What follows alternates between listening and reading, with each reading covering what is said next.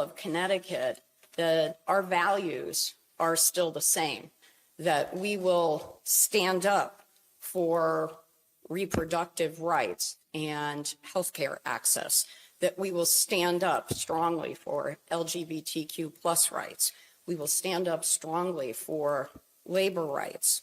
We will continue to lead on gun safety and civil rights and the freedom of thought and expression. And we will continue to welcome new people to our state who come from other countries and make our state stronger and more vibrant.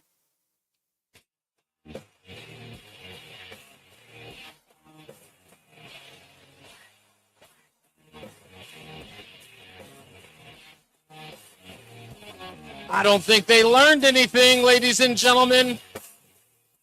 I just don't think so. No matter how hard you try, you just can't teach them sometimes. It's Reese on the Radio on NewsTalk 1080 WTIC. Telephone number 860-522-WTIC. That's 800-922-9842. We expect your phone calls today, but don't forget, of course, we have a guest. He's going to be on the phone. That is New Haven Mayor Justin Elicker will be here. We'll get to talk to him about Connecticut's effort to push back on the mandate of Donald Trump. I got to turn this volume down on my screen over here. There we go. And I don't know why they're deciding to do it. It just doesn't make any sense to me because Donald Trump won. And the American people have spoken. And with all the things that we heard about democracy, I would have thought that everyone would just say, okay. But they seem to be caring about those who really don't have a right to be here, really do not have a say in all of this. Now, hear me out. It's not just the immigration mandate. It's also the abortion issue, which I told you again and again and again. The Democrats were going to make this election about abortion, and it wasn't. Even their own party could not prioritize abortion in this election because there were too many other things that they had to deal with as far as social issues go. It wasn't so much about being talked down to. It was indeed about being forgotten, ignored. There was a special interest in the Democrat Party this year. And you know it. There was a special interest.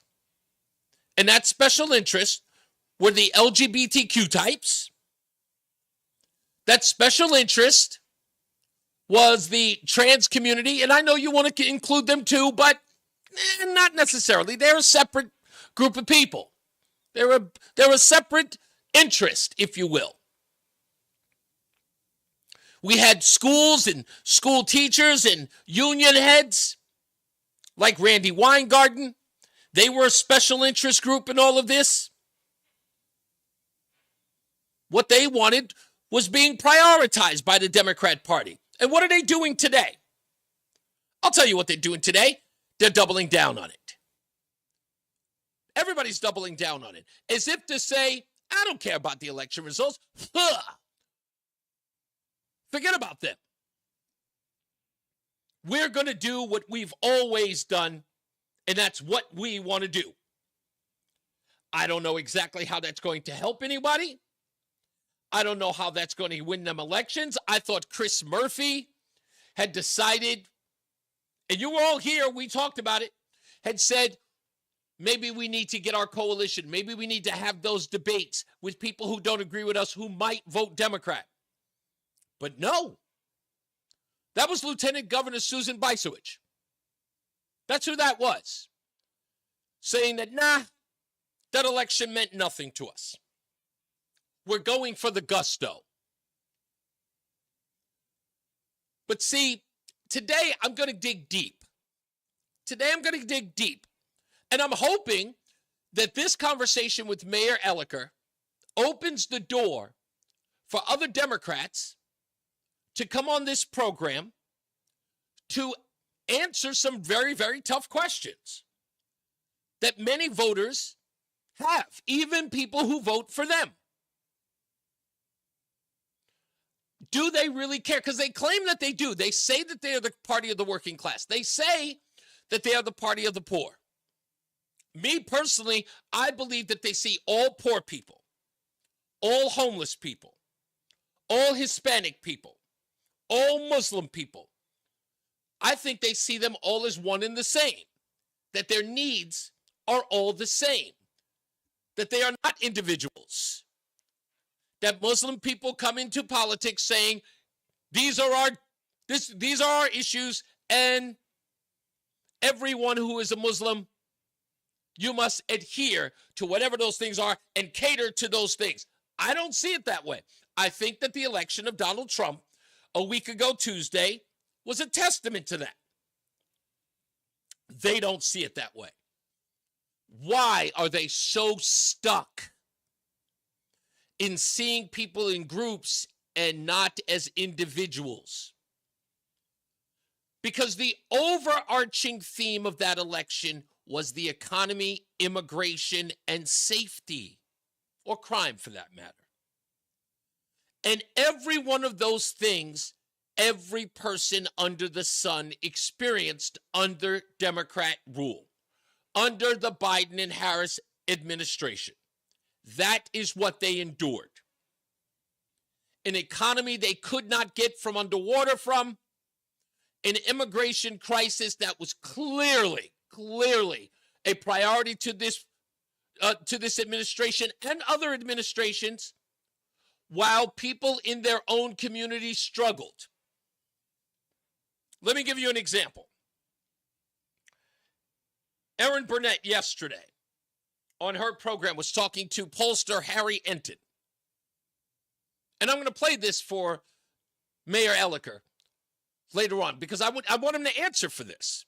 Donald Trump, you can remember back in 2017, the liberal cities were the resistance, the core of the resistance. What happened in 2024? You think of a major city in the United States, Donald Trump put up the best Republican performance for a Republican nominee for president in at least 20 years, if not the entire 21st century. We're talking about Chicago, Los Angeles, New York City, San Francisco. Across the map, Donald Trump put up historically strong numbers for Republican candidate, for president, in places that, truthfully, if you had asked me 8 years ago, I would have never thought possible. And why is that important?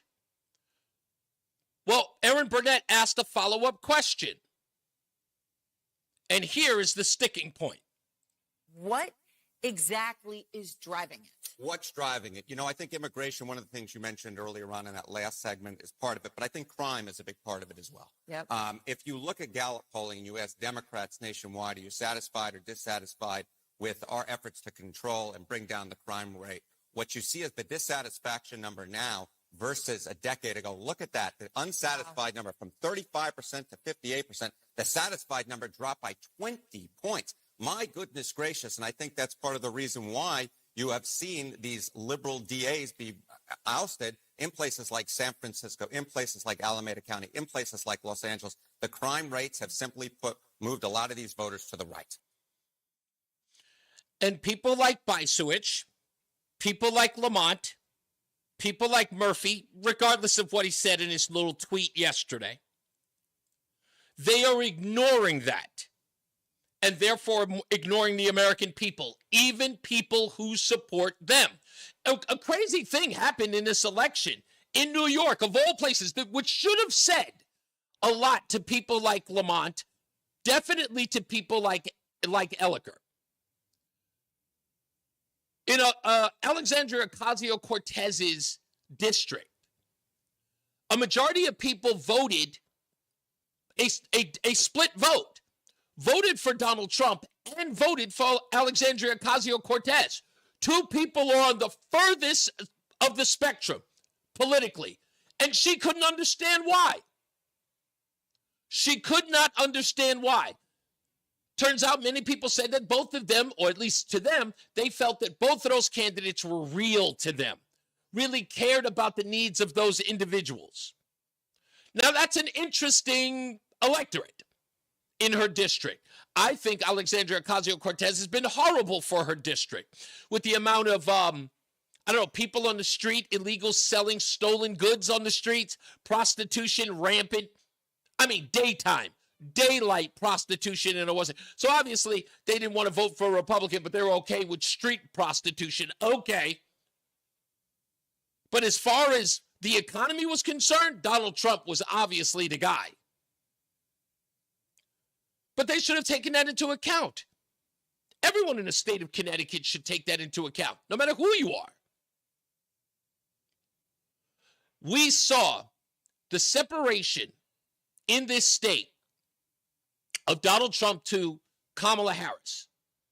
250,000 votes. That's literally what it was. About 250,000 votes, with some 19,000 that went to Jill Stein. I have to look at that and go, wow, if there were a governor's race, yeah, that's substantial. The governor's race was only split by 175,000. That was the split. But if you look at region to region, Donald Trump actually won a lot of regions. Stanford won it. Springfield, I believe he won. So you think these people would wake up, but they're not. I can't help but wonder why. And I've got to ask Mayor Elliker about that. So I hope we get the chance to. 860-522-WTIC. Let's go to Ralph in South Carolina. How you doing, sir? Wonderful. You know, if you're watching the news, I'm sure you're aware of everything. What that idiot from Massachusetts is saying now about Pete Hegseth appointment. Oh, yeah. Well, everyone's talking about Pete Hegseth. I plan on getting into that later on in the show. But yeah, I saying that Pete Hegseth is a co-host on Fox and Friends, and that's his only claim to fame or only experience he has, which is laughable. Well, what gets me is this man led people in battle. Mm-hmm. Is a soldier who spent how many years 20 in battle and in the service, and has more experience than she'll have in her, 2 Bronze Stars. Yeah, well, the point, too, is, I mean, these people, do they have to be that stupid, Reese? And they have to be that political? No, I mean, I don't think it's about, Ralph, I don't think it's about them being stupid or them being political. I think we need to find a flaw in everything. Remember what their job is, right? When they walk into their studio, the objective is, how do we crap on everything that Donald Trump does? That's the MO, right? So he picks Pete Hegseth, and you find all the Achilles in Pete Hegseth. I give it to Scott Jennings for pushing back against Carl Bernstein, by the way. What's laughable is Carl Bernstein, a guy who's created a career based on taking down Camelot, if you will, or going after the establishment, and has now become nothing more than a mouthpiece for it. Well, this is a woman who can only win in a deep blue state. Indeed. She could never win anywhere else. And I guess another thing, too, I'd like to say and bring up, Reese, is these governors, like in Michigan and New York and New Jersey, saying that they won't let ICE in. What they're saying to the people of their state, criminals have more rights than you do. I'm going to, Ralph, we're going to stay here. Whatever you do, listen, at 4 o'clock, that question, that point you just made is going to be the most important question that I asked Justin Elliker, but you have to stay tuned for it, okay? That question is very important about ICE agents coming into the state and removing illegals from either New Haven or pretty much to Connecticut writ large. But I'm going to ask that question, but you must tune in for it because it is a question that I believe that when I ask Justin Elliker will not be able to answer. I'm almost certain of it, but I will ask it. Well, unfortunately, Reese, I can't get that on my phone. That's okay. That's all right. I will make sure that interview I post on my Facebook page, and if you do have that, we'll make sure that you can at least hear it. All right, yeah, and I tell you, it's about time that these people who believe in lawlessness, I guess you could call it, are taken to task, and people like you get them out in the public and ask the hard questions and let's see what their answers are. Because nobody else is doing it. It's about time the American people and the people of Connecticut, even though I now live in South Carolina, the free state of South Carolina. Hey, but doesn't mean it doesn't mean you can't care from afar. Lord knows I do. Absolutely. And that the voters in Connecticut here with these leaders really don't care about their safety. They only care about politics. And I'm hoping that you rip him apart, and the people of Connecticut who, unfortunately, your station, you're speaking to the choir. But that's like that's one of the least things that I love about doing this. I don't like to preach to the choir. But let me get to another call. I appreciate you, Ralph, and hopefully you'll get to hear the interview. I'll make it available for you, buddy. Well, you have a great day. Thank you, man. You too. Mark is in West Hartford. Okay, I have to play his theme music because Mark is in the news business now. Joining us live in West Hartford, Mark in West Hartford. What's going on, Mark? Mark, are you there? You see this happen last time. When I went to him. From West Hartford. This is Mike from New Britain. Oh, Mike from New Britain. Oh, my bad. I'm sorry, Mike. My apologies. Okay, the name was in here wrong. My apologies. Mike from New Britain. How are you, sir? Hey, have you seen the video of the teacher from Cheshire ranting and raving about how she hates the Republicans and how she hates how she wants to violently attack Trump supporters? Yeah, I know you don't listen every day, but actually for the last 2 days I've been going after Annie Dunleavy. Well, thank you for that. I hope your listeners have seen that video as well. I just saw it on TikTok, and it blew me away. This lady was out of control. Do you know what Annie Dunleavy does for a living? No. She is a special ed teacher. Well, that's not good. No, it's not. That's not good. No, right, Reese, I want to make sure you and your listeners have heard about it. You have a great day. You got it, sir. Thank you. I appreciate the call. Hey, that's why you got to listen every day. Andrew is in New Britain. How you doing, Andrew? Hey, real good, Reese. I've been listening now for 3 days. Bysowitz, Elliker, Lamont. Okay, and they are out here basically promising us one thing, that tide that is going to lift all votes, abortion, around the country that we call the Trump revolution. Yeah, they are going to protect us. They're going to protect us from all the benefits of it. Okay, they're going to save us from low taxes. If you like your EV mandate, you can keep your EV mandate. Okay. They're going to protect us from lower inflation. Right. Nobody wants that. Nobody wants that at all. Exactly. Smaller government, forget about it. Lower taxes, forget about it. Yeah. We're going to save you from that. And I'll tell you one more thing they're going to save us from. When Donald Trump starts deporting all these criminal aliens that he's promising to do, these guys are going to self-deport. But they're not. But there's not going to be 1 million going back to Haiti. There's not going to be a million Trinidad Aragua leaving the country. They're coming to Connecticut. No, they're going to. Well, they will come to Connecticut. Those who can muster the weather in Connecticut will. But listen, don't get me wrong. I remember in 2017, and if you're not familiar with my background, I used to work for U-Haul. I worked for U-Haul back in 2017. I worked in U-Haul corporate. And we saw in towns like Manassas, Virginia, where there were a lot of illegals living in that area, in the Prince William County area. And when Donald Trump got into office, the self-deportation, as far as U-Haul was concerned, we couldn't keep a truck in Prince William County, and they were all going, of all places, to Texas and California. Oh, yeah. It was insane. Oh, yeah. Nobody went north. Yeah, so everybody, that lives in a free state, if they want to have, the government transitioning their kids, without their consent, come on up Connecticut. Yeah. Come on in. I know. Elliker's got your back. That's why I need to ask these questions. Again, I'm glad that he's coming on, and I'm pretty sure he's preparing now, if not listening, but I'm sure he's prepared for the questions that I have. I don't think he's going to be prepared for what I have for him today, because I think that there's some questions that Democrats have failed to answer on this front of illegal immigration. Now, Ellicker's got a particular stance about people who have lived here for a long period of time, and I get that. Some of them have become sort of woven themselves into the fabric of the community. But there's something that's being missed there, and I'm going to address that when we get to talk to him. So, okay, Tulsi was named the Director of National Intelligence, so DNI. Wow. Okay, we'll talk about that. We got to take a break. We'll be back. More news, more views, and, of course, your phone calls here on Reese on the Radio on NewsTalk 1080 WTIC.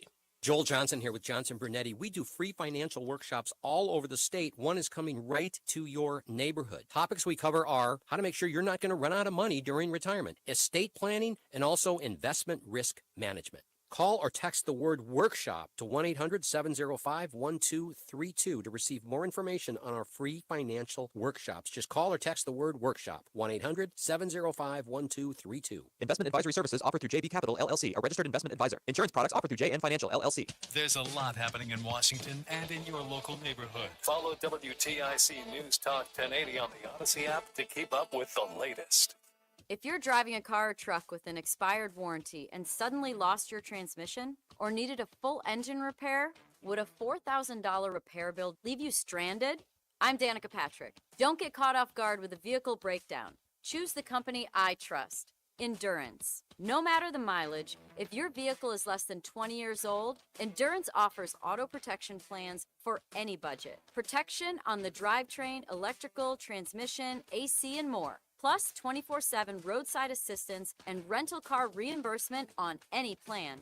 Endurance handles everything from making the claim to paying the certified mechanic of your choice. Act now and get 1 full year of elite benefits, a $2,000 value, free. Endurance has paid hundreds of millions in claims. Call for your fast free quote today. Call 800-291-1305.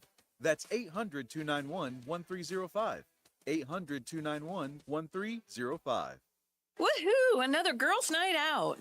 I'm so stressed from shopping, I couldn't find anything. Have you tried shopping jewelry television, JTV?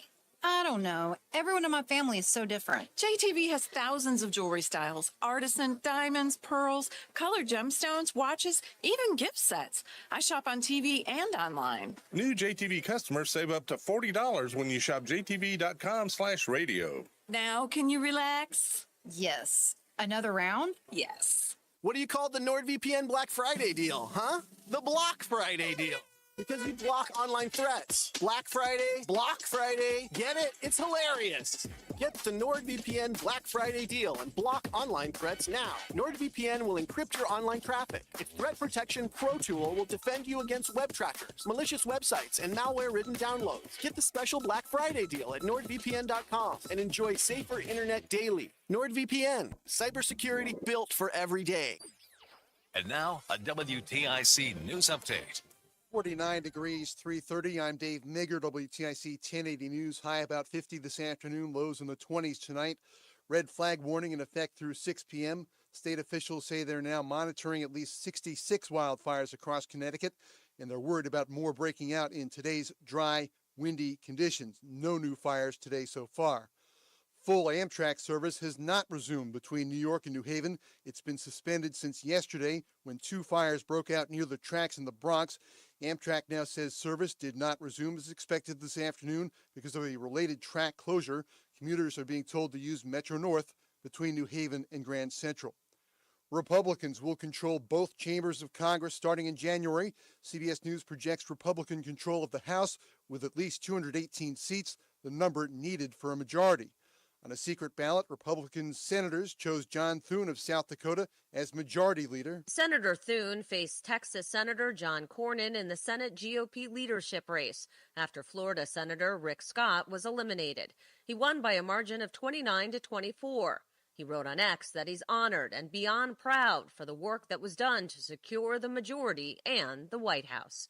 Wendy Gillette, CBS News. President Biden met for 2 hours with President-elect Trump at the White House. It was a historical handshake in front of a crackling fire right inside the Oval Office, where President Biden and President-elect Trump exchanged brief pleasantries. Mr. Biden congratulated Mr. Trump on his win and promised a smooth and peaceful transition of power, while Mr. Trump had this to say. Politics is tough, and it's many cases not a very nice world, but it is a nice world today. The two leaders expected to talk about domestic and foreign policy issues. Willie James Inman, CBS News, Washington. Trump has chosen former Democratic Congresswoman Tulsi Gabbard as Director of National Intelligence.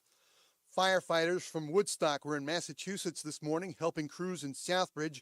They were fighting a 7-alarm fire. It was in 2 apartment buildings. About 35 people displaced, no serious injuries reported. On Wall Street, the Dow up 88 points, S&P climbing 6 points, the NASDAQ drops 29. And we check the WTIC forecast. Breezy with plenty of sunshine this afternoon. That high of 50, you'll feel like it's in the 40s at best with the north winds cranking along 10 to 20 miles an hour. Clear skies, cold temps tonight, the low down to 28. Less breezy with periods of sun for Thursday. Still cool, the high of 51. Friday, it'll be breezy with a mix of clouds and sunshine. A little milder, the high up to 56, but those north-northwest winds cranking back up to 10 to 20 miles an hour throughout the day. I'm meteorologist Jason Caterina in the WTIC Weather Center. 49 in Hartford. Sports, the third-ranked UConn men play Le Moyne at the XL Center tonight. For more, check out WTIC.com. I'm Dave Maker, WTIC 1080 News. If you're living with chronic joint pain in your knees, hips, lower back, and shoulders, I've got exciting news for you. Emmett Smith, all-time rushing leader and Hall of Famer. Now you can get relief from pain without harmful medications and surgery. Call my guys at QC Kinetics. QC Kinetics specializes in biologic therapies that can repair and restore damaged tissue. I'm talking about natural pain treatments now available, not just for pro athletes, but to people like you. At QC Kinetics, we're seeing patients every day who suffer from chronic joint pain but who desperately wanted to avoid surgery. We're treating joint pain with biologic therapies, regenerative solutions with long-lasting results. Listen, it's all about getting your life back. Playing touch football with kids, walking upstairs pain-free, getting back on a job, and patients at QC Kinetics are raving about the results. QC Kinetics. Call to learn more about restorative treatments that can get you back in the game. Call QC Kinetics, 860-440-PAIN. That's 860-440-PAIN. 860-440-PAIN. Men, it's the holidays, the season of all kinds of hustle and bustle. But if your energy is down, if you aren't sleeping well, if your sex drive is MIA, and you just don't feel like the guy you once were, maybe it's tough to get excited for all the holiday cheer. This is Dale for Northeast Men's Health, and if this sounds like you may have low testosterone. And if so, this is the season for you to get treated. At Northeast Men's Health, we're experts in treating low T. If you're like most guys, you'll feel the change in just a few weeks. And truly, the results can be life-changing. You'll have improved mental clarity. Your energy will kick up. Your workouts will be better. Your sleep patterns will improve. And your sex drive will likely heat up as well. So call us and don't go through another season with low T. Your initial visit is only $99 and includes blood work and a medical consult. And if you start on testosterone the day of your appointment, your visit is free. Call 800-930-5956 or go to northeastmenshealth.com. We have 5 How my level offices across sounding, the Northeast to serve. rolling okay? Northeast Men's Health, a Promenic restorative health practice. Do you have shoe boxes full of old videotapes of You could turn your volume up a little bit. My mic? Okay. Yeah. Now, get exclusive early access to Legacy Box's biggest deal of the year. How about that? Digitize your memories for just $9 Maybe per I should tape. just talk. That's right. Only Yeah, you gotta wait. and share your precious moments. If you turned it up from where it was at, though, right? Yeah, just now. Oh, all right, cool. Giving you over $15 per item. Not to mention, when you digitize your memories now, Legacy Box sends all your memories back on the cloud, so they're easy to access by Christmas, and you can relive them with your family just in time for the holidays. You've heard about Legacy Box all year, but now is the best time to digitize your memories. Hurry, this $9 deal won't last long. Head to legacybox.com/value for early access to our best deal of the year. Don't wait. Secure your digitized memories by Christmas at legacybox.com/value.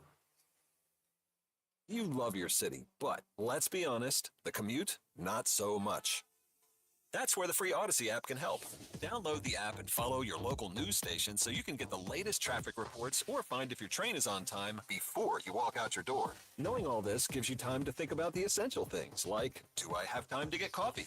Download the free Odyssey app and search your local news station. That's AUDACY.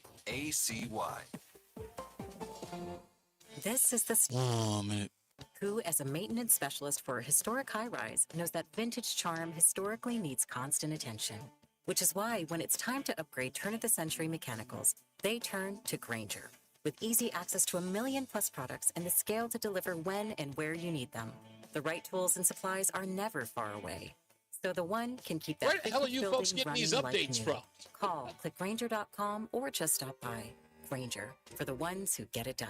Experience the power of the Hartford Symphony Orchestra with Brahms First under the brilliant leadership of music director Carolyn Kwan. November 15th through the 17th at the Bushnell. World-renowned cellist Inbal Segev will captivate you with Elgar's poignant concerto for cello in E minor. Then feel the triumph as the orchestra brings Brahms Symphony No. 1 and tour de force that pays homage to Beethoven while declaring Brahms' unique voice. Tickets start as low as $10 for students. Call 860-987-5900 or visit hartfordsymphony.org. What's up, everybody? You know who it is. You know. It's Reese on the Radio. Frederick Douglass of the 21st century. It's WTIC News Talk 1080. Keep that playing. I like this one. That sounds like a 90s beat. Who's that? Souls of Mischief. No doubt, Souls of Mischief. Oh, that's interesting. Haggis is in the house. Lori just said that Matt Gaetz for Attorney General. Honestly, I'm not sure how I feel about that. I don't know. Drudge Report is calling it the Fox News cabinet. I'm telling you, this is nothing more than a troll. All of this is a troll by Donald Trump. Believe it. Governor Lamont was on Bloomberg over the weekend. No, actually last week. I apologize. Last week he was on. And he was talking about the results of the election. I think this was Wednesday morning he was asked. And a lot of people have been sharing this. New Britain's mayor has been sharing this. Everybody else has been sharing this. This was an interesting thing. Again, with Susan Bicewicz, Lieutenant Governor Susan Bicewicz saying this in the opening monologue. I thought it was interesting that Governor Lamont said this. He might have, maybe he chose his words poorly, but this is what he said. Mr. Axelrod was scathing about East Coast Democratic elites lecturing working class America. How do we get to where Axelrod wants the Democrats to be, which is they don't lecture the working class Turn that down a of little America? They voted for Trump yesterday.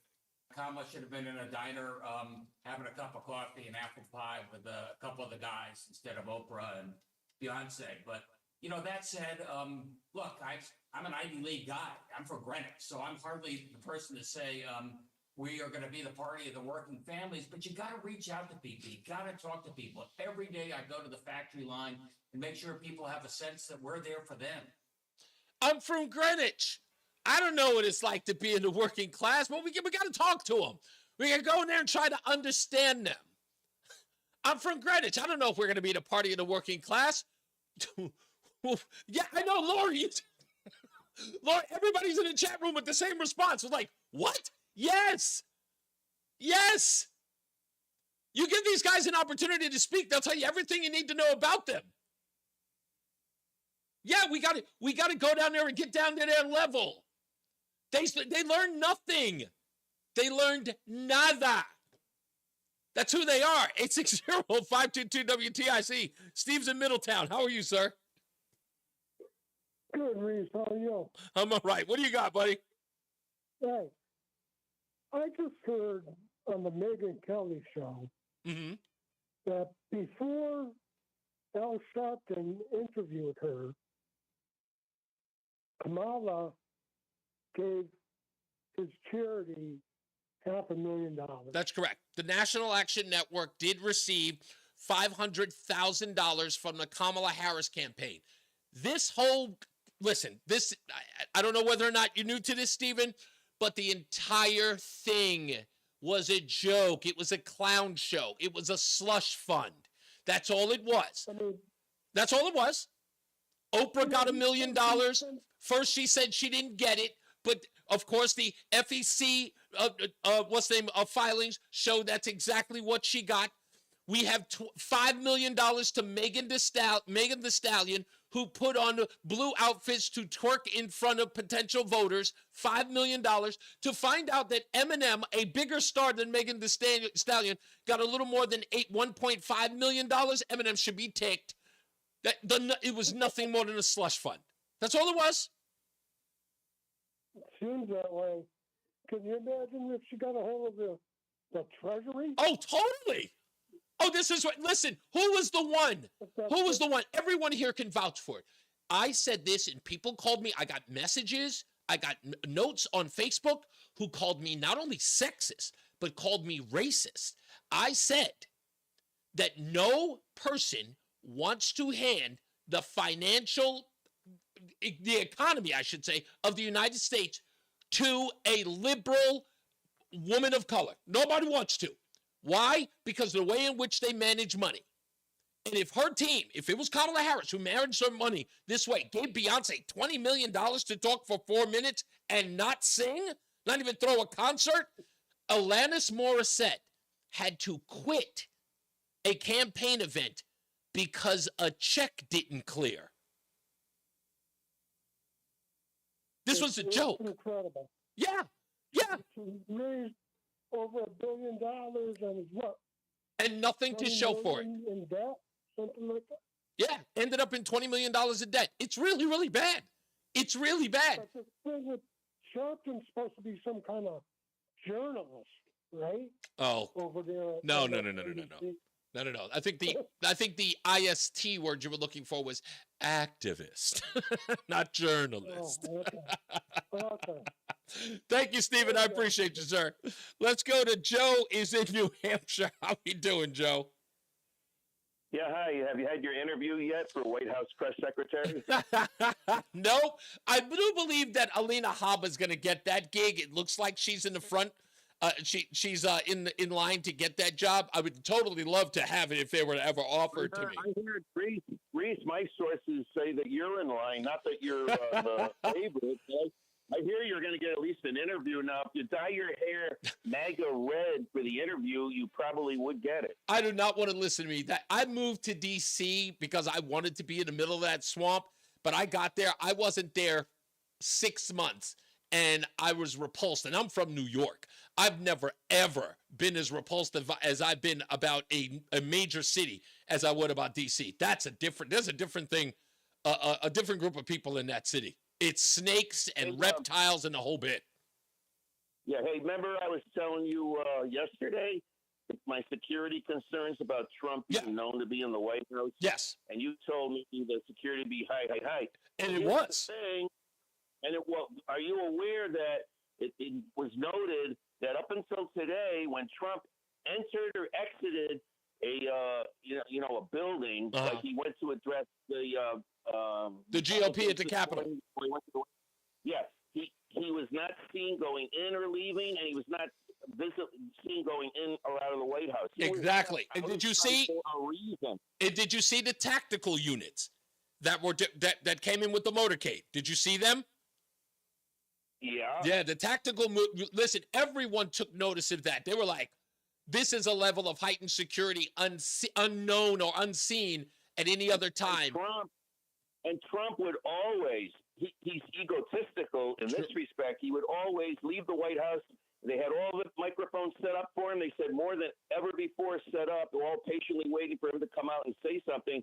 They didn't even see him leave. I mean, he was told to stay out of sight. And I think, and you know what? Unfortunately, that's it's for good reason. It's for good reason. I got to move on. Let me get to some other ones, Joe. James is in Windsor. How we doing, James? Hey, my man Reese, man. How long you gonna be with this? How long is your replacement? It's indefinite at this point, but I can get lucky. Anything can happen. How you doing, sir? Because I can't complain. My mother used to always say, "When you tell a lie long enough, it sounds like the truth." That's right. So look, the Democrats, they didn't lose the election. They gave it away. Yes, it did. Okay, and now this is that's like the Russians invading Ukraine, and now they're losing, and then they're complaining because they're losing, and they were the bullies.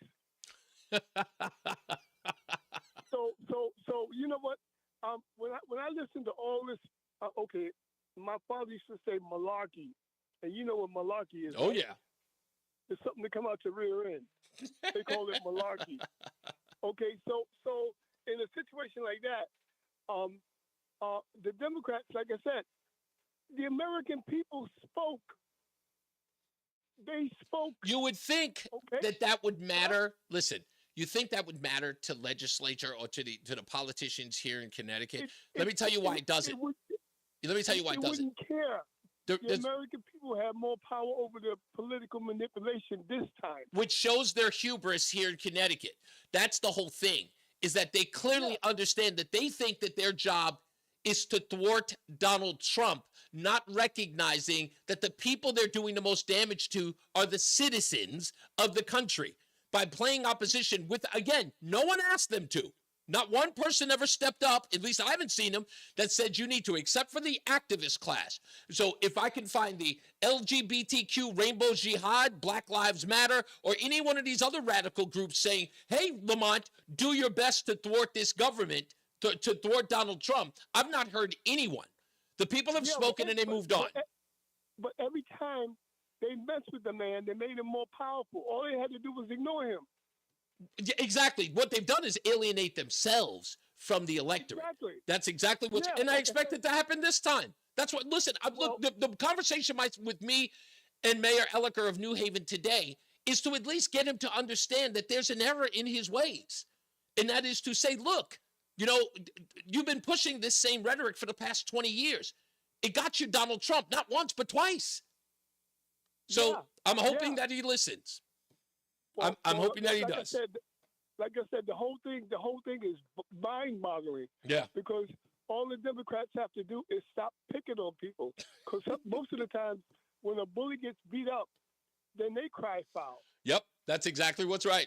Thank you, sir. I appreciate it as always. Jim in Wellington, you'll be my last before we get to a break. How you doing, sir? Okay, $1 billion, $20 million. That's the same philosophy that allowed that to happen. That's the same philosophy the Biden administration must have used concerning COVID and all that money.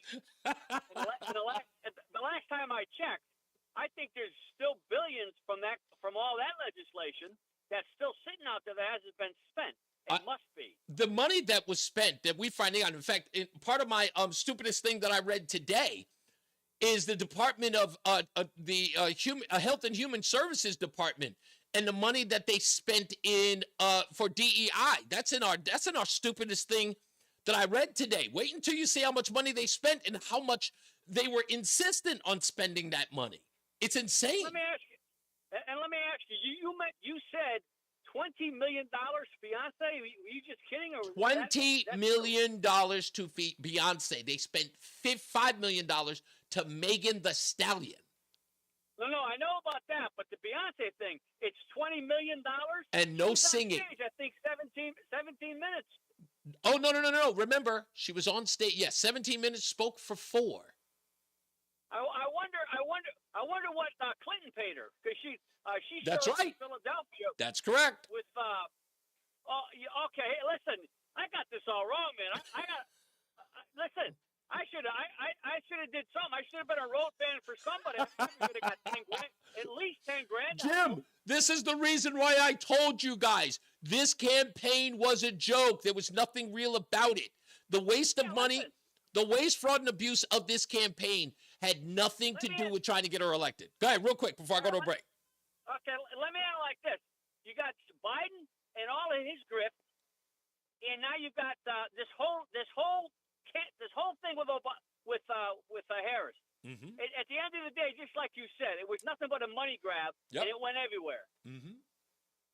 That's it, Chief. 4 years from now, Jim, guess what? Democrats are going to have to ask again. I wonder what the donors will say that time. Listen, but believe me, 15 minutes from now, people are going to start forgetting. As soon as all this new derangement starts up concerning Trump again. Yeah, they'll dole out another $1 billion. It'll be another. Who knows? Thank you, Jim. Let's take a break. We got more news, more views, and we are just moments away from my conversation with New Haven Mayor Justin Elicker. So stand by for that and much, much more. It's Reese on the Radio on NewsTalk 1080 WTIC. What do you call the NordVPN Black Friday deal, huh? The Block Friday deal. Because you block online threats. Black Friday, Block Friday. Get it? It's hilarious. Get the NordVPN Black Friday deal and block online threats now. NordVPN will encrypt your online traffic. Its Threat Protection Pro tool will defend you against web trackers, malicious websites, and malware-ridden downloads. Get the special Black Friday deal at NordVPN.com and enjoy safer internet daily. NordVPN, cybersecurity built for every day. Babes, what are you doing? What? I'm just mowing the lawn. No, it's blazing hot and dry out here. Don't you remember? Smokey Bear says. Avoid using power equipment when it's windy or dry. Where'd you learn this? Oh, it's on SmokeyBear.com with many other wildfire prevention tips. Right. Thanks, Honey Bear. Because remember, only you can prevent wildfires. Brought to you by the USDA Forest Service, your state forester, and the Ad Council. Morning, people, wake up for peace and quiet. McDonald's breakfast, people, we wake up for the sweet rush of getting that warm, delicious breakfast right before it ends. Get a head start on your morning with any size iced coffee in any flavor, like caramel, black, or classic, for just $1.29 during breakfast hours only. Price and participation may vary. Cannot be combined with any other offer. Ba-da-ba-ba-ba. Did you know that there is a race within the race at Manchester's famous Thanksgiving Day run? The first male and female competitors to ascend the long Highland Street Hill near the course's 2-mile mark are crowned as King and Queen of the Hill and win a $1,000 bonus. In order to qualify for the prize, the athletes must also place among the road race's top 10 finishers. Join Road Race Royalty on the Big Hill at this year's Manchester Road Race. Enter now at manchesterroadrace.com. Restrictions require an online consultation with a healthcare provider who will determine if appropriate restrictions apply. See website. Oh, minute. Safety information. Subscription required. Price varies based on product and subscription plan. Hi, I'm Dr. Peter Stahl, board-certified urologist and senior vice president of men's sexual health at HIMSS. In my 12 years of practice as a reproductive urologist, I've helped many guys with ED, and it has never been more convenient to treat than it is right now, thanks to HIMSS. It really wasn't easy before. You had to take time out of your day, come to a physical office, and see a specialist like me in person. Now, through HIMSS.com, you can get world-class sexual health care and a full range of treatment options for ED through a 100% online process. It starts with a free assessment from a medical provider licensed in your state who can determine if ED treatment is right for you. If prescribed, your medication is shipped to you for free. So don't wait. Join the hundreds of thousands of guys who've gotten help for their ED through HIMSS. To start your free online visit and find ED treatment at up to 95% off brand name prices, go to hims.com/joy. Here we go. .com/joy for your free online visit. Stay locked in. Reese on the Radio is on WTIC News Talk 1080. Just minutes away from my interview with New Haven Mayor Justin Elicker, and we'll talk to him about the immigration crisis in this country and his efforts to protect those in New Haven, if not Connecticut overall, from ICE and federal agents who plan on deporting them. We'll talk about that, and maybe we'll get into a little bit of the story about that road, that name change that's going on, whatever that thing is. Couple of things in the chat room going on. I want to get to those. This is, let me get to the chat room here. This is, Lori says, imagine what the so-called party of the underdog Democrats could have done with that money. Talking about $1 billion. Alanis Morissette is a Canadian, isn't she? Yes, she is. But she's very woman empowerment. That's the reason why she chose her, Lori. Also, yeah, Lori says that Caroline Leavitt is being floated for press secretary. Yeah, she is. She was the official campaign press secretary for Donald Trump, and usually that person gets elevated to that role in Washington. John Beckman says, I personally would like to see Megyn Kelly for press secretary. That would be unbelievable. Yeah, but be careful what you wish for. She's good. But you know who I want? I want Vivek Ramaswamy, but he's going to head up DOJ, the Department of Government Efficiency, which a lot of people are giving crap to Donald Trump because Elon Musk and Vivek Ramaswamy are going to head up Doge. And people say, talk about efficiency. And I feel like, was it Eric Swalworth of California and Elizabeth Warren of Massachusetts? They both actually shared the same tweet. The part that I find ironic is that two people sharing the same tweet about efficiency, okay, are saying that, oh, how is it efficient to have two heads of that department? Here's why it makes sense. For those of you who are saying to yourself, why would he put two? Try this on for size. There's a lot of crap that the government has wasted money on, and it is so much that it takes two people to clean it up.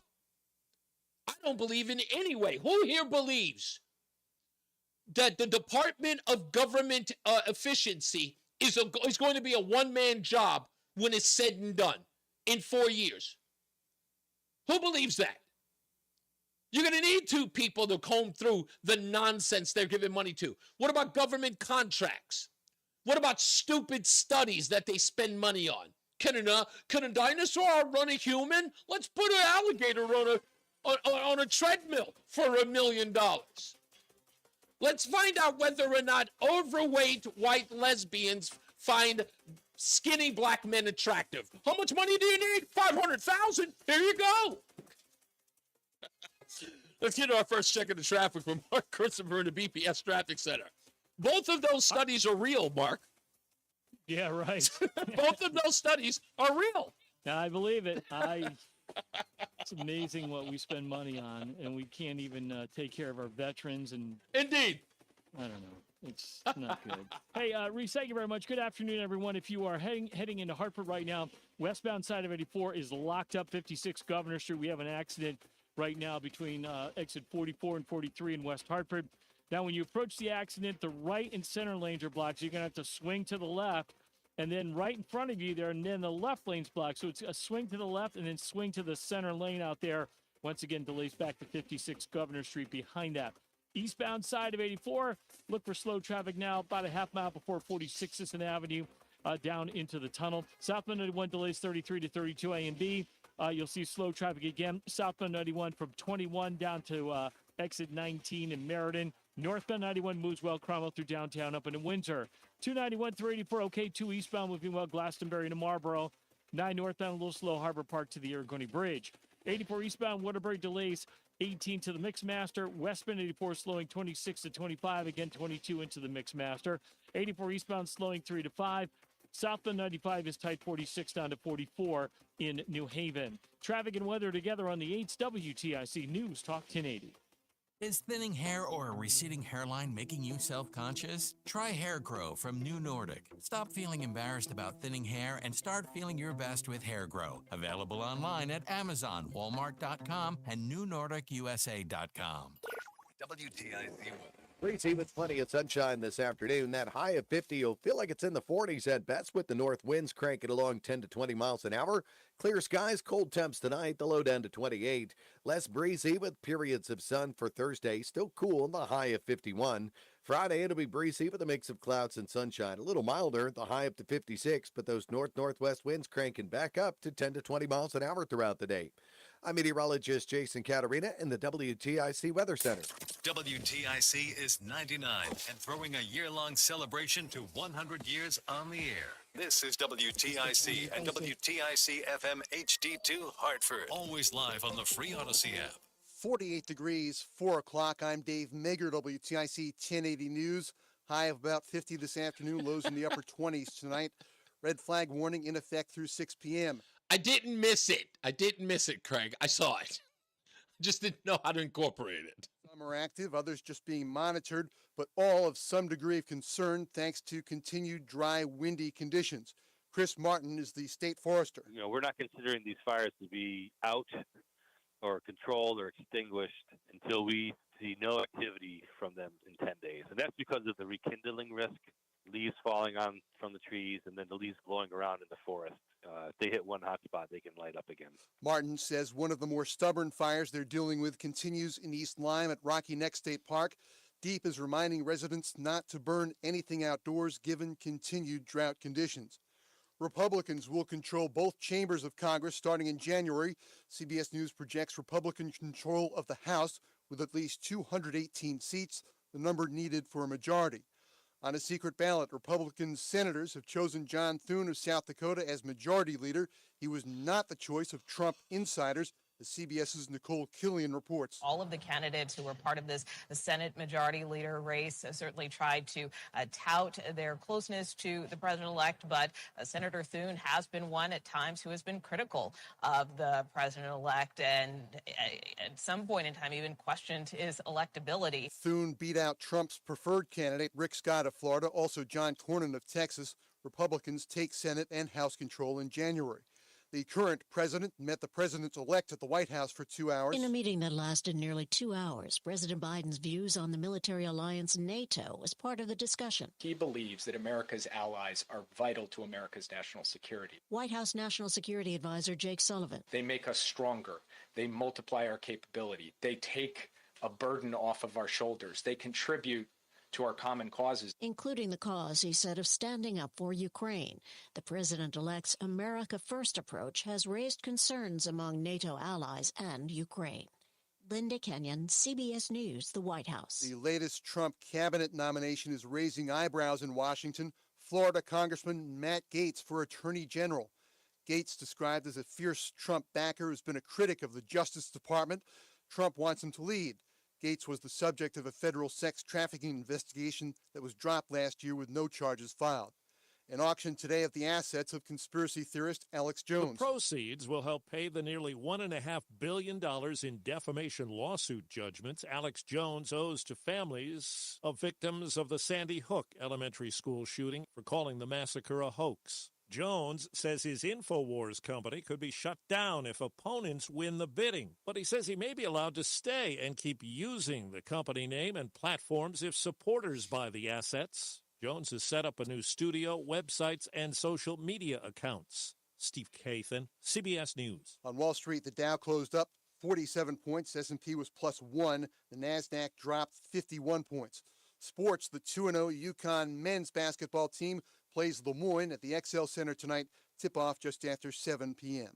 For more, check out WTIC.com. I'm Dave Mager, WTIC 1080 News. If you're driving a car or truck with an expired warranty and suddenly lost your transmission or needed a full engine repair, would a $4,000 repair bill leave you stranded? I'm Danica Patrick. Don't get caught off guard with a vehicle breakdown. Choose the company I trust. Endurance. No matter the mileage, if your vehicle is less than 20 years old, Endurance 30 seconds. Auto protection Got plans it. for any budget. Protection on the drivetrain, electrical, transmission, AC, and more. Plus 24/7 roadside assistance and rental car reimbursement on any plan. Endurance handles everything, from making the claim to paying the certified mechanic of your choice. Act now and get 1 full year of elite benefits. A $2,000 value, free. Endurance has paid hundreds of millions in claims. Call for your fast free quote today. Call 800-291-1305. That's 800-291-1305. 800-291-1305. You're listening to Reese on the Radio, filling in today for Todd Feinberg on WTIC News Talk 1080. We're back. It's Reese on the Radio, News Talk 1080 WTIC. I got him on hold. Yep. When we come back in a little bit, we will have Mayor Justin Elicker of New Haven on the line. We do have him, so we'll talk to him in a little bit. Of course, you know, at this time in the show, we talk about the stupidest thing that I read today. Go to ReeseOnTheRadio.com. That's ReeseOnTheRadio.com, so you can see the stupidest thing that I've read today. And this one is inside the report that DEI was being spent like mayhem, and I mean mayhem, over at Health and Human Services. Go check out the story by going to ReeseOnTheRadio.com. Again, that's ReeseOnTheRadio.com for those stories and much, much more. We try really, really hard to put a story up every day about crazy things that are happening in the media and in news, because sometimes the writing is just beyond. I feel bad for the people who have to write some of these stories. I'm like, because I know they're working at a news desk and sometimes they get an assignment. I was like, I'm going to need you to talk about pregnant turtles today. The guy's going, when am I going to make my big break? When am I going to talk about something important? And that poor guy has to write some fluff piece. I feel horrible. But you know what? Their trauma is our gain at ReeseOnTheRadio.com, because if you go there, you get to read the stupidest thing that I read today. So again, when we come back, we've got Mayor Justin Elicker. We're going to talk about the immigration crisis and the pushback against Donald Trump after the election. So we will get to that. I know we're not going to be able to get to your phone calls. No one. And I want to thank everybody. Thank you for not inundating me with a whole bunch of questions to ask him. I had, and I guess after a while you learn, maybe don't holler at Reese about what you need to, what you need to ask him. I've only got him for a limited time. I'll try to coerce him to stick around a little longer. But if he doesn't, that's fine. We'll just talk to him for the amount of time that we do have. Okay? So it'll be a good interview no matter what. And we might, again, you know what? We might make some headway, perhaps. Because I think that the questions that I have are going to be poignant and thought-provoking. If not for him, for you. So we'll get to that. So let's get one more check of the traffic with Mark Christopher in the BPS Traffic Center, and then we'll have, on the other side, Mayor Justin Elicker of New Haven. Hey, Mark. Hey, Reese, thank you very much. Good afternoon to you, and good afternoon, everyone. Well, if you're heading on the westbound side of 84, you've got delays now in East Hartford from 56 Governor Street out to between 44 and 43. Now, we have a multi-vehicle accident out there. When you first hit the accident scene, the right and center lanes are going to be shut down. You're going to have to swing to the left lane. Then you're going to see a vehicle in the left lane. And with emergency vehicles, you'll have to shift into the center lane. So left and into the center to get around that. Once again, delays back to 56 Governor Street behind that. Eastbound side of 84, delays about a half mile before 46th Avenue up to 48 Capitol Avenue. 91 southbound, you're slowing 34 down to 32 A and B. You'll see another delay from 23 in Rocky Hill down to 22 in Cromwell. More slow traffic, 20 in Middletown down to 19 in Meriden. Northbound 91, that moves well from Cromwell through downtown up into Windsor. 291 through 84 doing okay. 2 eastbound's a good ride, Glastonbury into Marlboro. Seeing some slow traffic, 91 southbound as you move down from East Windsor into Windsor Locks. We've got road work on the Dexter Coffin Bridge right now. So you'll see that road work in the left lane there, so stay to the right there. If you are heading in toward the Middletown area, that looks good. 9 in the Aragoni Bridge. 99 northbound slowing from 30 to 31 in Berlin. 84 eastbound in Waterbury slows 18 up to the Mixmaster. Westbound 84 is running slow from 26 to 25. Again, 22 to the Mixmaster. 84 eastbound Danbury tight 3 to 5. And southbound 95 New Haven slowing 46 down to 44. Traffic and weather together on the 8th. WTIC News Talk 1080. WTIC weather. It's been a little chilly this afternoon. Tonight, we'll have clear skies and cold temps, the low down to 28. Periods of sun for us Thursday, the high of 51. Still a bit of a breeze out of the north. Friday, more breezy with a mix of clouds and sun. Milder, though, with the high up to 58. The north-northwest winds kicking up to 10 to 20 miles an hour. Going to be a windy weekend. That means with the combination of gusty winds, low humidity, and dry brush, we will have a high fire threat throughout the weekend. Saturday, partly sunny, windy, mild, the high of 64. Northwest winds 15 to 25 miles an hour. Sunny to partly cloudy Sunday, still breezy, still mild, the high 64. North-northwest winds at 10 to 20 miles an hour. Partly sunny on Monday, a shower possible. It'll be breezy in the afternoon, the high of 60. Mostly sunny Tuesday, the high of 57. Right now, Meriden 48, 45 in Waterbury, 46 in Hartford. I'm meteorologist Jason Caterina in the WTIC Weather Center. ProHealth Physicians has proudly been keeping Connecticut healthy for nearly 25 years. ProHealth accepts Husky Medicaid, Medicare, TRICARE, and most major insurances. For trusted local care for your whole family, call 1-855-CT-MD-411 or visit ProHealthMD.com. Start your day with all the latest sports information. Matt Soroyce has updates from the Cordell and Cordell Sports Desk at 15 and 45 past every hour. Only on WTIC News Talk 1080. Join us this Sunday for Tumulo Financial, your go-to for retirement planning and taxes. Tune in to the father and son duo from 7 a.m. to 8 a.m. or catch the replay from 5 to 6 p.m. Tumulo Financial Retirement Planning with Integrity on WTIC News Talk 1080. I'm Rick Julius, a partner at Cordell & Cordell. For over 3 decades, Cordell & Cordell has been on the front lines of family law. Divorce is more than just a legal process. It's a life-changing event that can impact your future, finances, and your relationship with your children. You've worked hard to build a life that you're proud of, and you deserve a legal partner who will work just as hard to protect it. Schedule an appointment with one of Cordell & Cordell's Hartford area attorneys, Phyllis McCutcheon, licensed in Connecticut. Online at CordellCordell.com. Babes, what are you doing? Oh, minute. Just mowing the lawn. No, it's blazing hot and dry out here. Don't you remember? Smokey Bear says. Avoid using power equipment when it's windy or dry. Where'd you learn this? Oh, it's on SmokeyBear.com with many other wildfire prevention tips. Right. Thanks, Honey Bear. Because remember, only you can prevent wildfires. Brought to you by the USDA Forest Service, your state forester, and the Ad Council. This is a commercial for California Psychics, America's most trusted psychic network. So, if you're waiting for a sign, this is it. No, really, this is it. You won't see your soulmate's face in the clouds or your career path mapped out in your cappuccino. And then He is it. We could add some dramatic sound effects if you'd like. So what you waiting for? Experience the joy of certainty at CaliforniaPsychics.com. It's Reese on the radio. And don't say we didn't warn you on News Talk 1080 WTIC. Hey, we are back. Reese on the radio, News Talk 1080 WTIC. Wow, it's already Wednesday. Damn, minute of the week. Whatever. We're ready to go. We are pleased to have this gentleman join us today. I didn't think it would happen, but I pushed just a little bit. And it turned out to be a little easy to get him on the show. And again, he and I do not ideologically agree. He's obviously on the left, Democrat, maybe, I don't know, independent, who cares? But I am a very, very strong conservative, Reagan conservative, born and raised that way. So it is good to have a conversation. I don't like echo chambers, so I like talking to people who are on the opposite side of the aisle. So let us welcome New Haven Mayor Justin Eliger. Thank you, sir. It's good to talk to you for the first time. How are you?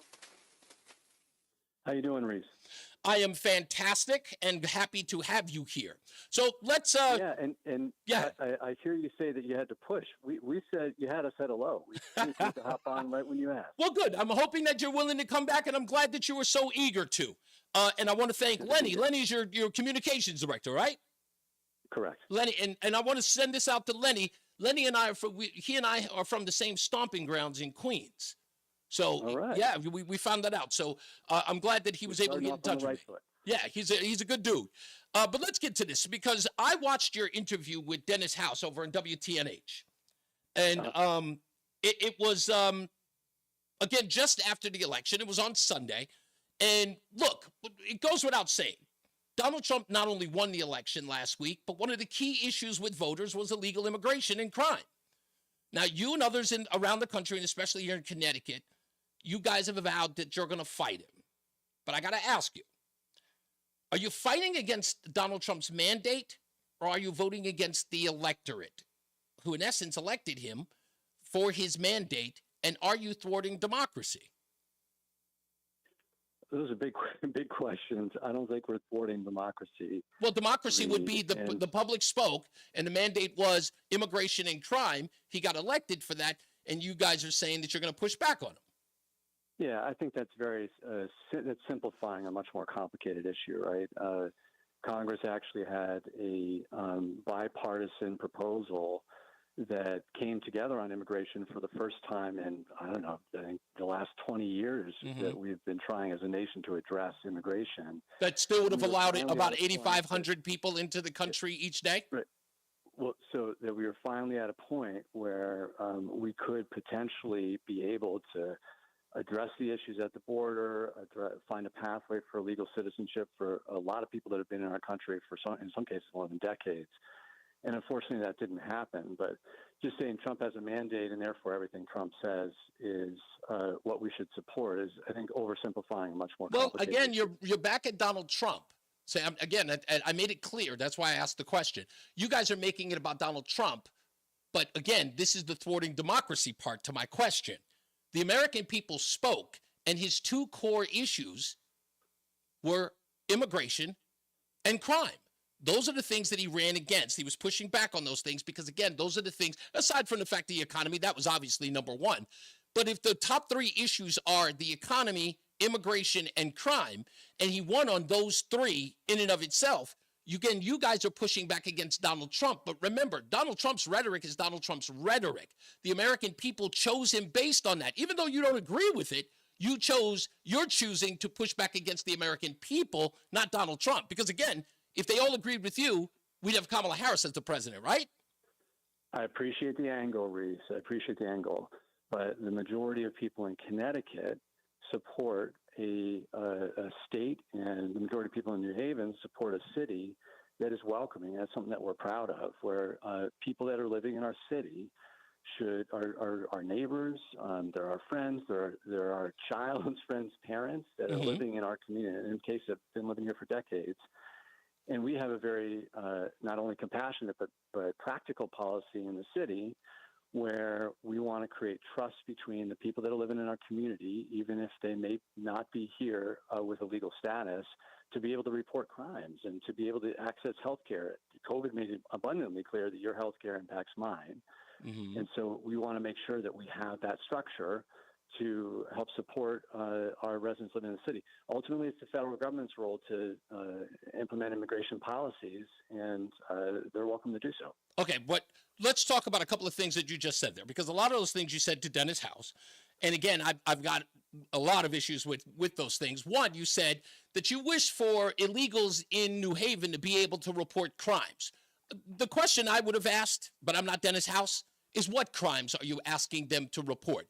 Because the only crimes, and I've done the work, trust me, I've been in the immigration field for a long time, the only thing that illegals need to be able to report is crimes against them by other illegals. They don't need protection to report other crimes. They're actually reporting crimes that are being committed against them, against other illegals. Primarily, those are in the gang and drug culture. So aren't you sort of exacerbating the opportunity? Because in essence, you want them to you want them to report crimes, but I think you're creating a situation where they're the most vulnerable in that sort of in that space. Am I wrong there? I don't know where you're getting your information from. I'm going to go with 25 years of illegal immigration research. Okay, I don't know if you're surfing the internet or what, but I don't do that. I go with what our CompStat reports give out from our police department that are based on actual facts and data. And we see all kinds of issues in our city, like many urban centers, that span the gamut. But it's not one group of people that are undocumented, that are criminals against another group of people that are undocumented. I think that is a gross kind of misrepresentation. Okay, well, let's say this then. Let's go here. Let me just real quick.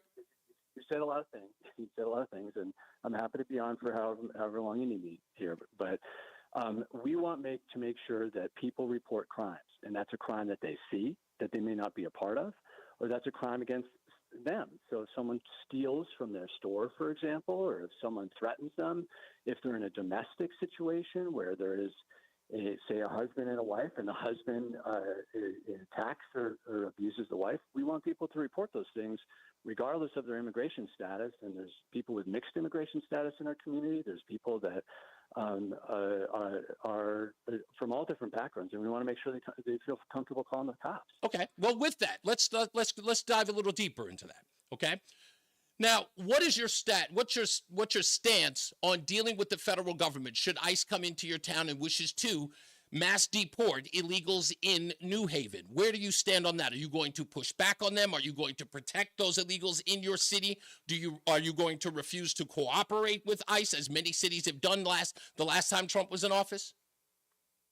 So we have a requirement that city employees, and that includes New Haven Public Schools employees, that includes our police department and other employees, don't proactively share information with federal authorities unless they're required to by law. If they're required to by law, that's another story. We've got to do that, and of course, we'll abide by the law. We think it's important that people understand their rights, and the undocumented community in Connecticut and New Haven understands their rights. And so we'll be educating people on their rights. We don't think it's a productive thing to have ICE coming into communities like ours and tearing families apart. I mean, when you think about this, oftentimes I think people that may support these aggressive policies don't know a lot of people in these circumstances. But when you actually start to understand that this is your son's classmate's mom, for example, that's undocumented, and what will happen if that mom gets deported to the son who is an American citizen. This is a child of 19 years that was born, say, in Mexico and brought here when she was 2. And I think that we have to have both practical and compassionate policies that are more complicated than a talking point saying we've got to get all the illegals out. I don't think that's a productive way to really address a really challenging problem that our country is facing. I understand. Okay, we're on the line with New Haven Mayor Justin Elicker. We're talking about the immigration situation here in the state, and if not the country. Mayor, let me ask you this, okay? So you make this point about people who may have come into the country when their children are at 2 years old and you don't want to separate families. Here's my question, and this has bothered me about liberals for the longest, especially those who are on this immigration stance, right? So you get, let's say, Raheem comes into New Haven from Chicago back in 1997, and he's got a 2-year-old. Are we extending the sanctuary city status to Raheem because he's an American citizen and not cooperate with ICE because we don't want to separate him from his 2-year-old? Are we extending that? Because I think the biggest problem that many people have, especially me, is that this particular protection that you're talking about is let's not separate those who come from Guatemala and Honduras and separate families, even if they have been here illegally. And oh, by the way, you guys never talk about whether or not those illegals, what their status is when they left their country. We don't know whether or not they're drug kingpins, drug users, drug buyers, drugs traffickers, human traffickers. You guys have no stats on that ever. You just immediately suggest to us that they're here because of war-torn situations or because of other calamities that are happening in their states. You guys have no stats on that, by the way. You never do. But again, I don't see you guys extending this kind of protection to American citizens who may have come into Newark. Like I said, a black man who came from Chicago, fleeing the feds, living in the community, paying his taxes, and has got a 2-year-old. I don't see there's a lot of pushback from the quote-unquote activist class to make sure that old Raheem doesn't get separated from his family. You said a lot of things. You said a lot of things here, so I'm going to try to respond. First of all, I really don't like the framing of you guys, and I guess this is a. My apologies that you don't like the framing, Justin Elicker, but please, let's just get to the point. Let me respond, Reese. I didn't interrupt you, and you said a lot of things, and respectfully, let me respond to your questions. I think that your listeners really want to hear a dialogue here, and want to learn, right? Because your listeners are smart people that are listening for a reason. So I think framing things as us versus them, liberals versus conservatives, is one of the reasons that we're in this spot as a nation right now where people don't trust each other. They just cut you off and say, oh, you're a liberal, so I couldn't possibly agree with anything you said, or vice versa. That's not really productive. And frankly, with most mayors and first selectmen in Connecticut, most of our policies have nothing to do with partisanship. Everyone wants good schools. Everyone wants the streets paved. Everyone wants reasonable taxes. So I don't look at things that way. If you do, that's your show, and that's fine. But I don't look at things that way. I understand that, but can you address the question I asked about someone coming in from another state who finds refuge in New Haven? He's been here for 20 years. He committed a federal crime, and he's there with the 2-year-old with his family. Would you separate him if the feds came in? No, of course you would. Because he committed a federal crime. You would not extend the same sanctuary to that man if he lived in your community, having never committed a crime, and you would separate his family in a heartbeat. But somebody who is I'm confused about your question. If I could just rephrase your question. Okay, let's do it this way. An American citizen who flees crime or whatever situation, he's committed crimes, comes into New Haven. He's lived in New Haven for 20 years. He has a 2-year-old son with the wife. He's contributed to New Haven's economy by paying taxes. It's an argument that you folks make about those who come in from the southern border. If the feds came in and wanted to come in and remove him to separate his family, would he be given the same protections as somebody from the southern border? So you're assuming that someone from the southern border is a felon, and no. I'm asking you in the event that they were, Mayor. I'm asking you in the event that they were. I want you to do apples to apples. Don't give me what the situation would be if the person never was a felon. Let's say both of them were felons. I'm trying to answer your question. Yes, sir. If there is someone from another country that committed whatever the equivalent is of a felony in that country, they should be extradited and removed. Okay. Anyone that has committed a violent crime in another place should be deported. But you have no stats that suggest, but see, Mayor, you have no concrete statistics, no concrete evidence that the individuals that ICE would be coming to remove from your city do not have those felony charges or involved in some form of criminal activity. You have no stats to support that. You are broad stroking the entire group of people as hardworking, innocent people who only crime they've committed is crossed our southern border. And you have no way of knowing that because you guys don't vet them because you don't care.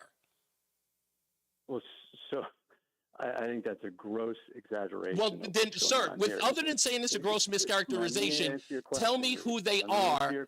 Tell me if you know who they are, and tell me whether or not you have any evidence to support otherwise. I really want to come back on your show. Yes, sir. It's got to be a conversation, man. It can't be just you interrupting me the whole time. Okay. If there's evidence that someone from Michigan came to our community and committed a felony in Michigan, we will work to make sure that person is accountable. Just like if there's evidence that someone from the Dominican Republic is in our community and committed a crime in the Dominican Republic, we will make sure that person is accountable. Okay. That's all I'm trying to understand is whether or not these things are, whether or not you're supporting people who came from the southern border and you're painting them with a broad brush, suggesting that because they are from the southern border, they are not criminals. But stand by. Not suggesting that. Okay, good. I'm happy to learn that. Stand by real quick. Let me get to the BPS Traffic Center with Mark Christopher. Hold on. We've got Mayor Justin Elliker on the line. We're going to ask him a few questions and then get him out of here. Mark. All right, Reese, thank you very much. Well, good afternoon to you. Good afternoon, everyone. This traffic report being brought to you by Stu Leonard's. Westbound side of 84 coming into Manchester. Look out for an accident on the westbound side between exit 63 and 6260. Right lane is blocked there. Fire apparatus and state police working with that. Now, once you get around that, you're going to get tight again as you approach the Bulkley Bridge in East Hartford out to between 44 and 43. We have another accident blocking the right lane there. So stay to the left there. 84 eastbound coming into Hartford delays about a half mile before 46th Avenue into the tunnel. 91 southbound delays 34 down to 32 A&B. And again down by exit 28. More slow traffic 23 down to 22 in Rocky Hill. And you've got delays again approaching 20 down to exit 19 in Meriden. Northbound 91 moving well. Cromwell through downtown up into Windsor. 291 through 84 okay. 2 westbound's a little slow, 8 to 5D in Glastonbury. 9 northbound's a little slow, Harbor Park up to the Aragoni Bridge in Middletown. Heading toward Waterbury, 84 eastbound type by 18, 84 westbound delays 26 in Cheshire to 25 in Waterbury, and again 18 to 17 in Waterbury. 84 eastbound Danbury type 3 to 5. Heading toward New Haven, southbound Parkway, you've got delays from exit 60 down toward the West Rock Tunnel. 95 southbound delays 46 to 43 in West Haven. 91 southbound delays from exit 7 in toward the 95 interchange. This week, great deals at Stu Leonard's Farm Fresh Foods. Bone-in beef short ribs are only $7.99 per pound. On the Stu's app, you save $3 per pound. Plus, organic extra-large red seedless grapes are $2.99 per pound. That's $1 savings. Traffic and weather together on the 8th WTIC News Talk 1080. To you by True Law. ThickBets.com. WTIC weather. Breezy with plenty of sunshine this afternoon. The high of 50 will feel like it's in the 40s at best with that north wind at 10 to 20 miles an hour. Then for tonight, under clear skies, cold with the low down to 28. Less breezy for us on Thursday, periods of sun. Still cool, the high of 51. Breezy again Friday, though, with a mix of clouds and sunshine, though it'll be milder. The high up to 56 with those north-northwest winds at 10 to 20 miles an hour. I'm meteorologist Jason Caterina in the WTIC Weather Center. And now, a WTIC news update. 46 degrees at 4:30. I'm Dave Mager, WTIC 1080 News. Red flag warning in effect through 6. State officials now say they're watching at least 66 wildfires across Connecticut. Republicans will control both chambers of Congress starting in January. CBS News projects Republican control of the House with at least 218 seats. On a secret ballot, Republican senators have chosen John Thune of South Dakota as majority leader. We are excited to reclaim the majority and to get to work with our colleagues in the House to enact President Trump's agenda. Thune beat out Trump's choice, Rick Scott of Florida, also beating out John Cornyn of Texas. President Biden met with President-elect Trump at the White House for about 2 hours. Both promised a smooth transition, but CBS's Nancy Cordes explains there's some paperwork to be done to make all that happen. There are still some agreements that need to be signed by the president-elect and his team in order to formally kickstart the process to start providing the president-elect with security briefings and that kind of thing. And those documents have not been signed yet. And so we're watching to see whether they actually check those boxes, because without sort of an agreement in place about how this is going to work, it is going to be a bumpy transition. Trump has made a controversial choice for Attorney General.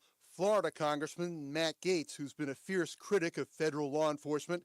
In choosing Gaetz, Trump is passing over more established attorneys who were contending for the job. He faces a potentially tough confirmation battle in the Senate. A student and a teacher at Berlin High School were hospitalized after a failed science experiment. The fire chief says a faulty tube allowed the gas nitrogen dioxide into the air. The gas can cause respiratory problems or dizziness. The student and the teacher were experiencing dizziness and eye and throat irritation. On Wall Street, the Dow closed up 47 points. S&P was +1. The Nasdaq was down 51 points. Sports, UConn, the men play Lemoyne at the XL Center. San Antonio Spurs coach Greg Popovich suffered a mild stroke a few weeks ago. The team says he's expected to make a full recovery, but it's unknown when he will return to coaching.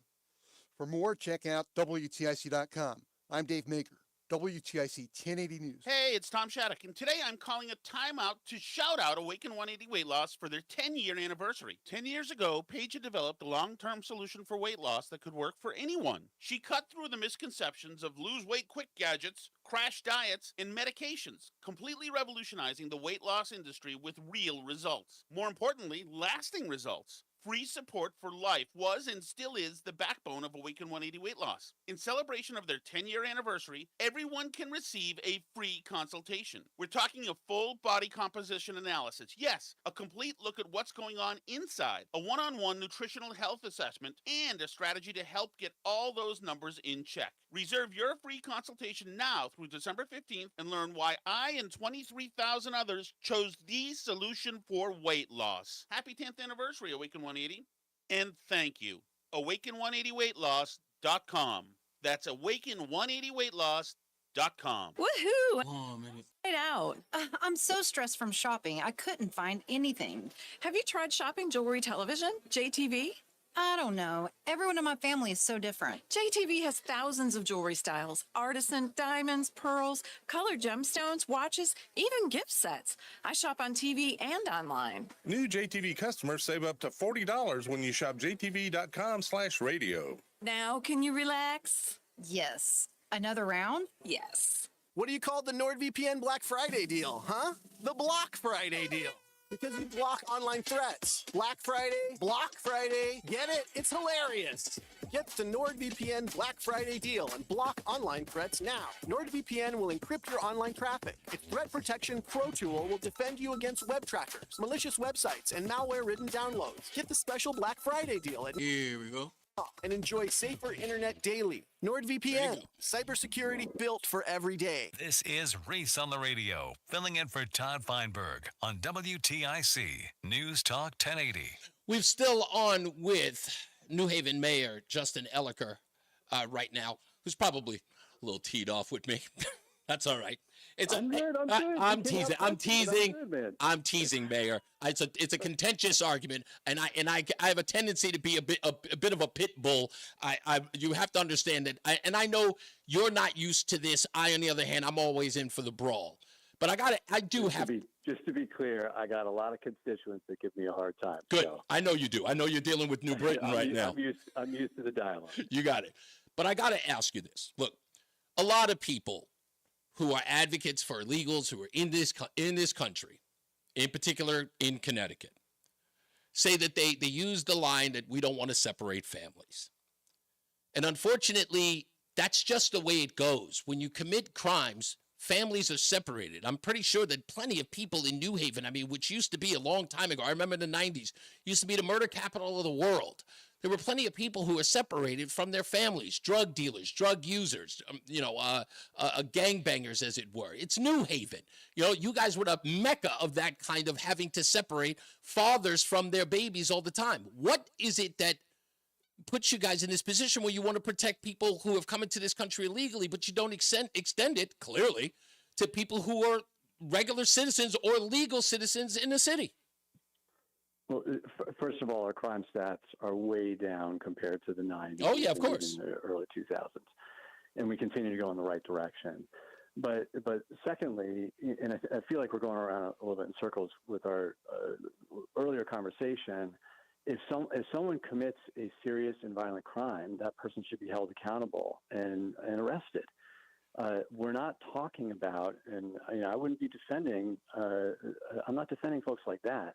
However, the overwhelming majority of people that are in our community are good people that are paying their taxes. They're working hard. They're part of our economy. Can you provide that information? Can you provide that? Can you provide that information to the people of New Haven, if not state, that in essence, if you can reassure the people of New Haven that the individuals you're talking about, you can confirm that those people are not a part of any criminal organization, have done anything criminal, they're running away from any criminal activity. If you could, you'd probably get better backing on this issue, but we don't know who they are. Every single person, but there's a small group of people that are involved in violent crime in the city of New Haven. I'm not talking about. They're not undocumented. Mayor, I'm not talking about people who are involved today. We're talking about at any time coming into the country. The people, have they been vetted? We know they haven't. Who have come into this country, whether or not they are guilty of any crimes before they got here. You have not provided, and no organization can provide that information to the citizens whose welfare is at risk. Hold on for me 1 second. I'm sorry I have to do it this way, but I've got to get into the traffic because, of course, that's important to people in New Haven. Let's get back to the BPS Traffic Center with Mark Christopher. I promise you we'll wrap this up real quick. Hey, Mark. All right, Reese, sorry about this. I'll try to make this quick. If you're heading into right now into Manchester, westbound 84, we have an accident right lane between 63 and 6260. We also have delays coming into East Hartford, approaching 56 Governor Street, out to exit 45 Flatbush Avenue. The earlier accident between 44 and 43 in the right lane has been cleared out of the way. 84 eastbound, you got delays half mile before 46th Avenue into the tunnel. 91 southbound, some slow traffic 33 to 32. Again, down by exit 28. Another bump 23 to 22 as you move into Cromwell. And more slow traffic 91 southbound as you move from exit 20, approaching 20 down to just prior to 19, some road work there. Northbound 91, looking good. Cromwell through downtown up into Windsor. 291 eastbound, slowing on 91 over to the Bissell. If you are traveling 2 eastbound, a little bit slow by 5C to 5D in Glastonbury. Middletown 9 northbound, tight at the Aragoni Bridge. 84 eastbound, Waterbury slowing 18 up to the Mixmaster. Westbound 84 is tight in Cheshire 26 to 25. 84 eastbound Danbury slowing 3 to 5. Southbound 91 New Haven tight from exit 7 in toward the 95 interchange. 95 southbound New Haven slows 46 to 43 in West Haven. Southbound Parkway, you've got delays 61 down to 60 in Hamden. Traffic and weather together on the 8 WTIC News Talk 1080. WTIC weather. Clear skies tonight.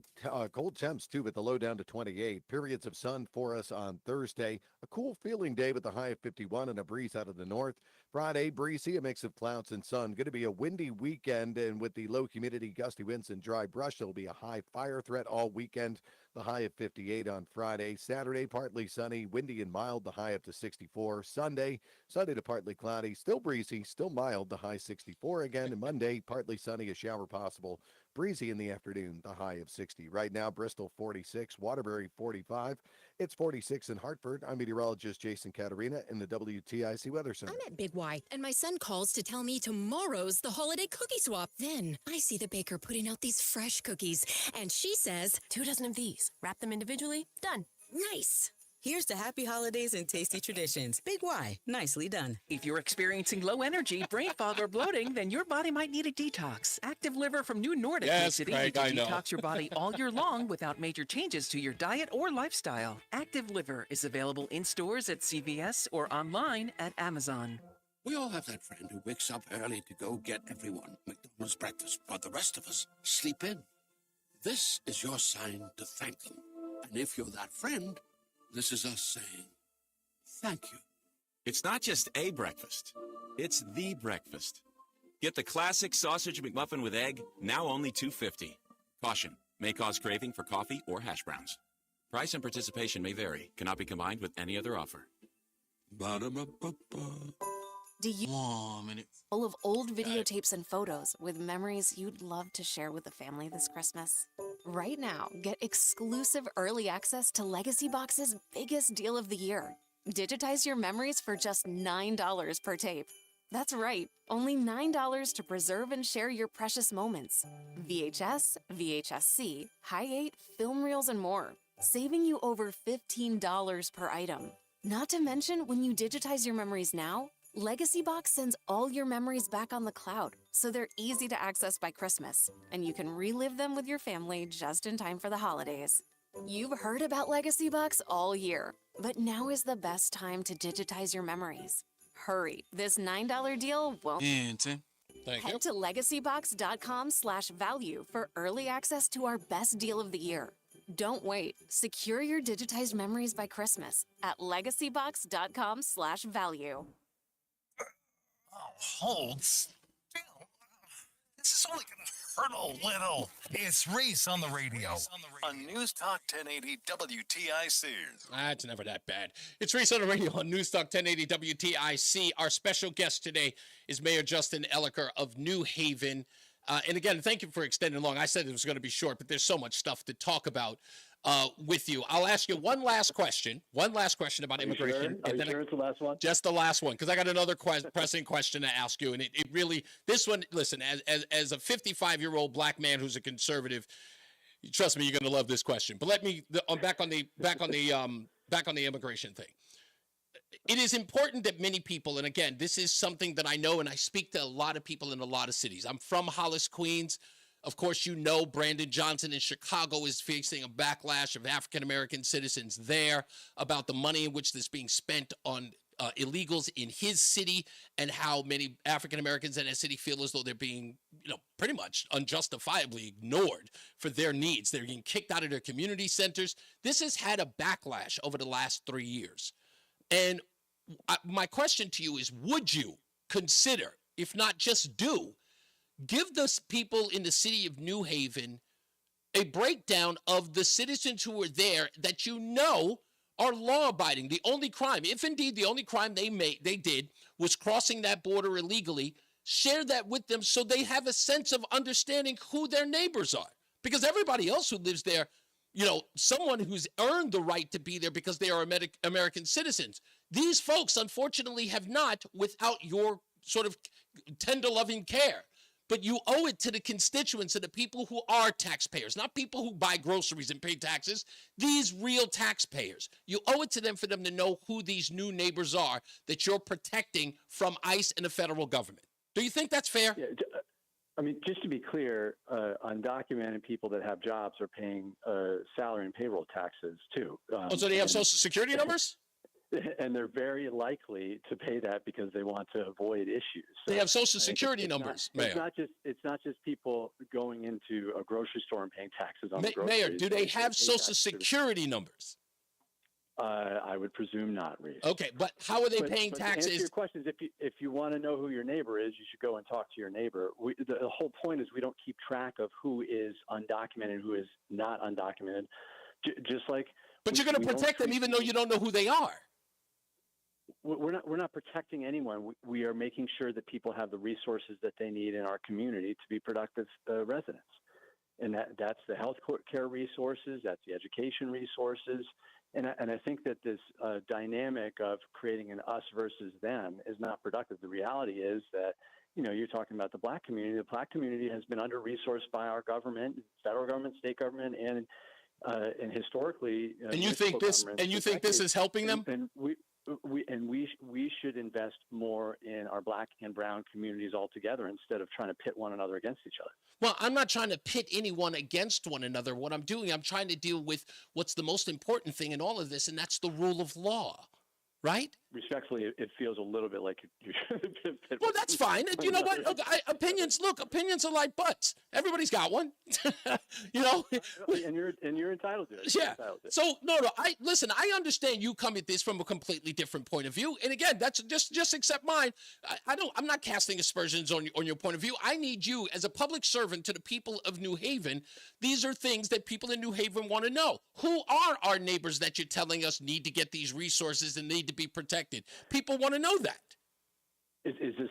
Have you done a survey of New Haven residents and what they want to know? You'd be stunned, Mayor. You'd be stunned. It's a research that your nonprofit organizations who get millions of dollars, millions every year, who just get that money funneled into them. They're the ones who are literally going against the will of the people. You even said that on with Dennis House. You said you're going to organize with your nonprofits to protect these people. However, do you know whether or not the citizens of New Haven are for this? Because I don't believe they are. The citizens of New Haven are overwhelmingly for a city that has the values where we welcome people into our city. Legally, I hope. That are in need resources. Legally, I hope. Anyone that is in our city. Okay, all right. And that's not Reese. It's not to say that there's not people that disagree with me. Okay. And there's not New Haven residents that disagree with me, but overwhelmingly, New Haven residents support a policy where we support people that are members of our community. Why not hold a vote? Where they're from, and why not hold a vote? Ask the people of New Haven. Just seriously, if we're governing at the will of the people, why not do something on one of the networks where we ask people of New Haven to prove where it is they live and to vote like they would on any other referendum on how they feel about it, so that you don't have to sound like you're governing against their will. Why not ask them? We hold a vote every 2 years, and that is for mayor. Okay, and all right. I've been clear about our policy, and won with an overwhelming majority of residents last time around. I think in the general election, I will add. I think your point of I think that your stance on this is a little vague because you said if anybody has committed a crime. So if ICE says that they've committed a crime, you're not going to give them any crap. You're not going to push back on them to make sure that they remove that person out of the country. You're not going to give them hell for that. You're not going to ignore the request of ICE. And you're stating that here, that if ICE comes in and they have somebody who is guilty of a particular crime and they wish to deport them, if they are here illegally, that you will not thwart them in doing their job. Yeah, just to be clear and abundantly clear, it's not ICE coming in and saying the crime was they came into our nation unauthorized. The crime is some violent crime or egregious crime that shows a risk to our community. Okay. All right. Fair enough. All right. So let me ask you this other question. And this one bothers me. Again, black man, 50. I got to pick up my kids. This is going to be the last question. 55-year-old black man. Okay. I went through all of the civil rights movements except for Dr. Martin Luther King Jr. Can you please explain to me why you're naming a street corner after a kid who got into an altercation with the cops back in the 90s? So this was submitted to the Board of Alders, and you're talking about Malik Jones. His mom, Emma, has been working for years on social justice in our city and police accountability. And I think the Alders made the right decision to change the proposal to honor Emma for her work in our community. Malik was a 21-year-old boy that was unarmed, that was shot and killed by an East Haven police officer years ago. Mm-hmm. And used his vehicle to try to kill that officer. gun violence. That he tried to kill that officer. He tried to run the officer down. He ran away. He ran away, and that was a bad decision. But it didn't mean he had to die. No, of course not. Gun violence is a really complicated issue, and I think this gives us an opportunity to really talk about the complexity around a 21-year-old boy. Yeah, I mean, I'm not sure exactly what that means because he's 21. What does that mean? Like because of his age and because he's an African American, that means that he, is not and capable. He was unarmed. Oh no, he was unarmed, but he was in a vehicle that he was using not only to get away, but putting other officers in danger. Yes or no? So he was using a vehicle, and you're right. He got away. The officer alleged that he was slowly rolling back towards the officer when the officer shot him almost at point blank range. Okay, and the officer has been cleared of any wrongdoing. Is this correct? Yes, okay. And that was over a long back and forth. But the point is that Emma Jones worked very, very hard to highlight these issues around police accountability. And I think that we all can agree that when officers make the wrong decision, they should be held accountable. This is at a very different time when there was a different idea of what accountability was. And I'm proud that the Alders. But Mayor Elliker, this officer was cleared. You said wrongdoing while talking about an officer who was cleared of any wrongdoing. How can they could be one and the same? It shouldn't, frankly, it shouldn't take away from the loss of life of a 21-year-old boy that was unarmed. And I think that we can honor his mom and his life, even though he may not have made all the right decisions in his life, because he's gone. And I don't think that it's something that we should. I think we should shy away from talking about. I think what we shouldn't shy away from, and this has always been sort of my point of view on this, and I don't care who the person is, black, white, or brown. Bottom line is that there must be accountability, and we don't reward bad behavior because this young man did make some bad decisions, and he's going to get a street corner named after him. I know that you guys are lightening up by putting his mother's name on it, but I think this sends a horrible message to young African-American kids who can learn and will learn about what this young man did, and in some way we're glorifying it. That's in my view as a young black man. Now, I don't want to sound horrible. I don't think we're glorifying. That. I don't know what you're glorifying, but he's getting a street named after him after he used his vehicle to put police officers in danger, the real heroes, the people who run towards danger while people are committing acts of danger amongst others. And in this way, I think it's a slap in the face to the New Haven Police Department by giving this young man a street corner, clearly just because he was 21 and died unarmed. There are circumstances that led to his death. You and I disagree. That there were circumstances that led to his death? Let me finish. You said a lot of things. That we honor and support and thank our police officers every single day. But that doesn't mean that we can't be compassionate about the challenges that a lot of young men face in our community, young black men. And it doesn't also mean that we can't hold people accountable. So I think this issue is a lot more complex than you're making it. And this happened 27 years ago. So, I think it's unfortunate to paint things in kind of a broad brush. Gun violence is a really complicated thing. It has to do with poverty. It has to do with young men often not having the resources and support that they need. And I think that it's important to have that conversation and not paint things with such a broad brush. Well, I don't think I am. I'm taking this particular situation for what happened and the individual that was involved in it. I am not painting him as all young black men at age 21. However, I do believe the response is to send a message to all black men that this kind of behavior is okay, and you could get a street name after it. But no, that's, again, you and I don't see it the same way. Let me ask you, do you think he should have been shot and killed because he fled from the police? Yes. Well, that's crazy. No, it's not crazy. Hold on. It's not crazy, Mayor Elliker. It's not crazy. You see, and this is the thing that I never seem to understand. You think it's crazy, so that's the end of the discussion. What I just said to you was, I know the facts of the case. This young man, who was obviously committing crimes and putting officers' lives in danger, was shot and killed because of that behavior. He didn't stop, get out of the vehicle, and get arrested, which is what he should have done. And he'd be alive today. His choices lead to those consequences. And we do not all of a sudden start suggesting that because he's black and because he's 21, that he doesn't have to adhere to said circumstances. This is an affront to, listen, this is an affront to who I am as a black man and black children in and around this country by saying that they should be held to a separate standard because of their background or because of the injustices of it. Nobody's saying that. You did say that. We live in a country with graduated accountability based on someone's actions. And to say that because someone fled the police, they should be shot and killed is, in my very strong view, not representative. I'm not saying someone. I'm saying this young man, Mayor. Not someone. Because he fled from law enforcement, is what you're saying. I'm saying that he backed up into law enforcement using his vehicle, and those are the consequences of you doing that. That's all I'm saying. So if anyone backs up into law enforcement in a alleged role, a slow role, as according to the police officer, they should be shot and killed. But shouldn't he have been? Wait a minute. The officer should have paid a penalty for that if indeed he used unreasonable force, right? And that never happened. Well, you know how things go in a court of law, and oftentimes there's not enough evidence to send someone to jail, but it doesn't mean that the person should have lost their life. But we had a thorough investigation, Mayor Elliker, did we not? Yes, but that doesn't take away from my point that in a court of law, people make decisions, but it doesn't necessarily mean that the end action was the result that should have happened. Okay. I'm just I find it odd that we're. I do have to pick up my. No, please go. I appreciate you. Again, it's been a pleasure. Very long conversation. I have one request. Next time, less commercials. You guys, I know you have no influence over this.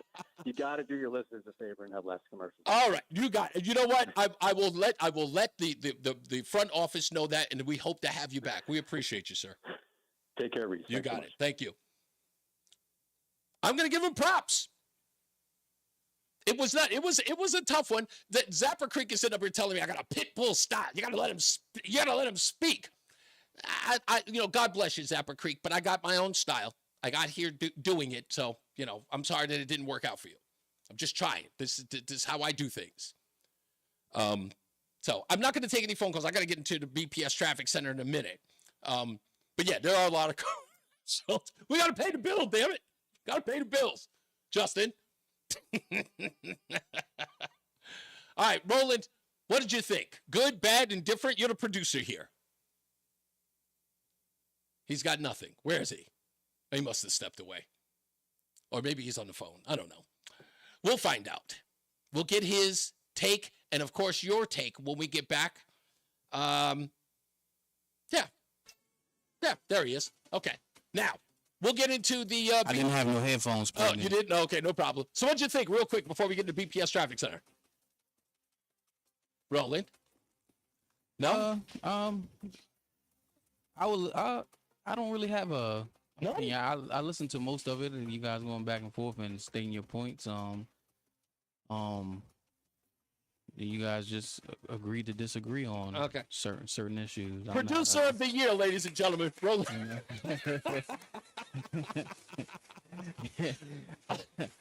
I'm just kidding. Let's get to the BPS Traffic Center with Mark Christopher. How you doing, Mark? Hey, Reese, thank you very much. Good afternoon to you and to everyone. And if you are heading on the westbound side of 84, we are still dealing with an accident on the westbound side of 84 between exits 63 and 6260 in Manchester. And right now, it looks like the right lane is shut down there, so a little bit of a delay getting through there. Once you get around that, slow traffic again, 56 Governor Street, and you're tight right out to 45 Flatbush Avenue. Eastbound side of 84, slowing about a half mile before 46 is an avenue, up to 48 Capitol Avenue. If you are traveling 91 southbound, look for slow traffic 34 down to 32 A and B. Again, down by exit 28 on the Hartford Weathersfield line. More slow traffic 23 to 22 as you move down into Cromwell. And more delays again. 21 down to just about exit 19 in Meriden. Northbound 91, good ride Cromwell through downtown up into Windsor. 291 eastbound's a little slow. I-91 over to the Bissell Bridge. 2 eastbound in East Hartford slowing from exit 5 out to 5C. 2 westbound's a little tight by 5D. And again, as you merge with 84 West and the Founders Bridge coming into downtown Hartford, East Hartford into Hartford is backed up the length of the bridge.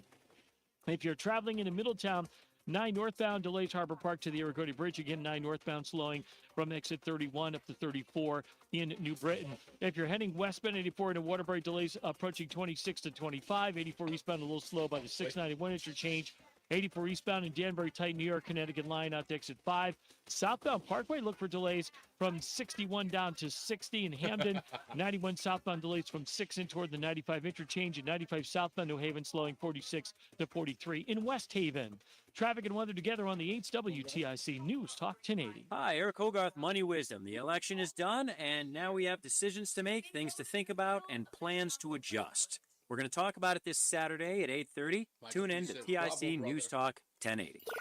WTIC weather. With clear skies tonight, it'll be cold with the low down to 28. We'll have periods of sun for our Thursday. A cool feeling day with the high of 51, but a bit of a breeze out of the north. Then Friday, it'll be breezy with a mix of clouds and sunshine, the high up to 58, but that north-northwest wind cranking back up to 10 to 20 miles an hour throughout the day. It'll be a windy weekend. The gusty winds, low humidity, and dry brush will result in a high fire threat throughout the weekend. Partly sunny, still windy on Saturday, mild, the high of 64. I'm meteorologist Jason Caterina in the WTIC Weather Center. WTIC is 99 and throwing a year-long celebration to 100 years on the air. This is WTIC and WTIC FM HD2 Hartford. Always live on the free Odyssey app. 45 degrees, 5 o'clock. I'm Dave Mager, WTIC 1080 News. Red flag warning in effect through 6 p.m. State fire officials say they're now watching at least 66 wildfires across the state, and they're concerned about today's windy conditions. State Forester Chris Martin tells WTIC about one of the bigger fires they're dealing with. You know, the East Lyme Rocky Neck State Park fire has been stubborn. There's still hot spots in there despite all the efforts from the crews. It's well within the perimeter of the fire, so there's not a lot of fuels to recatch or reignite it. But the peat and the soil is burning because it's so dry. DEEP is reminding residents not to burn anything outdoors. Republicans will control both chambers of Congress starting in January. CBS News projects Republican control of the House with at least 218 seats. On a secret ballot, Republican senators choose John Thune of South Dakota as majority leader. Republicans also take Senate control in January. Thune beat out Rick Scott of Florida, a close ally of Donald Trump, and John Cornyn of Texas. Thune is talking about moving fast on Trump's nominees. The Senate has an advise and consent role under the Constitution, so we will do everything we can to process his noms quickly, get them installed in their position so they can begin to implement his agenda. Now something that did not happen 4 years ago, the outgoing president meeting. This dude stay punching walls, man. It's crazy. To ensure a smooth transfer Is he really? in the new administration. Like we said, smooth transition. I be praying he don't mess up so I won't have to hear all that banging. President-elect Trump was grateful. A transition that's so smooth, it'll be as smooth as it can get, and I very much appreciate that, Jim. Discussions between the two expected to cover not only the transition, but President Biden's views on foreign policy, including the war in Ukraine and peace in the Middle East. Linda Kenyon, CBS News, White House. They met for about 2 hours. The latest Trump cabinet nomination is raising eyebrows in Washington. Florida Congressman Matt Gaetz for Attorney General. Gaetz described as a fierce Trump backer who's been a critic of the Justice Department Trump wants him to lead. Gaetz was the subject of a federal sex trafficking investigation that was dropped last year with no charges filed, and he is the subject of a House ethics investigation. CBS News legal analyst Lori Levinson. I don't think that that's a nomination people would have expected at all. And that's in part because Gaetz doesn't really have the background to run the Justice Department. But more importantly, it's because Gaetz himself was under so many investigations for so long. A student and a teacher at Berlin High School were hospitalized after a science experiment gone wrong. The fire chief says a faulty tube allowed the gas nitrogen dioxide into the air. The gas can cause respiratory problems or dizziness. The school was evacuated. The student and the teacher were experiencing dizziness and eye and throat irritation. 14 other students were evaluated on the scene. On Wall Street, the Dow was up 47 points. S&P climbed 1 point. NASDAQ was down 51. Sports, the 2-0 UConn men play Le Moyne at the XL Center. For more, check out WTIC.com. I'm Dave Mager, WTIC 1080 News. Oh, a minute. Of the one. As a maintenance specialist for university housing, he knows college students can major in wear and tear. Plus, housing so many students doesn't leave a lot of room to house all the supplies he needs. That's where Grainger comes in. With over 1 million industrial-grade products and fast, dependable delivery, Grainger carries the quality products he needs so he doesn't have to. From a new door hinge to a whole new faucet. Call, click Grainger.com, or just stop by. Grainger, for the ones who get it done. WTIC AM, an equal opportunity employer, is dedicated to providing broad outreach regarding job vacancies at our station. We seek the help of local community do the tease organizations for 5 o'clock in referring focus, right? qualified applicants to our station. Community organizations that wish to receive our vacancy information should call Stephanie Gragan at 804-410. In addition, all listeners are encouraged to visit Odyssey.com for an online listing of job openings at all Odyssey radio stations. You're listening to Reese on the Radio, filling in today for Todd Feinberg on WTIC News Talk 1080. It's the 5 o'clock focus. It's the 5 o'clock focus. I'm focused, man. 5 o'clock focus right here on News Talk 1080 WTIC. Let me tell you what the focus is. What'd you think? Mayor Justin Elicker was only supposed to be on for about 16 minutes. He stayed for the whole hour. What'd you think? What did you get? Was it nothing? Was it a round robin? Was it a waste of time? I want your opinions. If you hated my interview style, that's it. I'm already getting into the chat room, being called a pit bull. Whatever. You can't please everybody. But I want to hear from you. What you thought of the interview, what you thought of the mayor and his answers to my questions.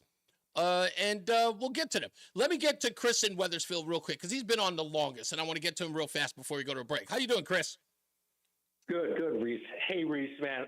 Talking to a buddy of mine talking about tariffs, and what he thought it was a tariff was the price of doing business that China would pay to do business in the U.S. So I had to break him the news. But then let me tell you something. So after hearing your conversation, I had this example about how tariffs and lowering corporate tax will be a burden on lower income taxpayers. But you want to know something? After listening to this, right?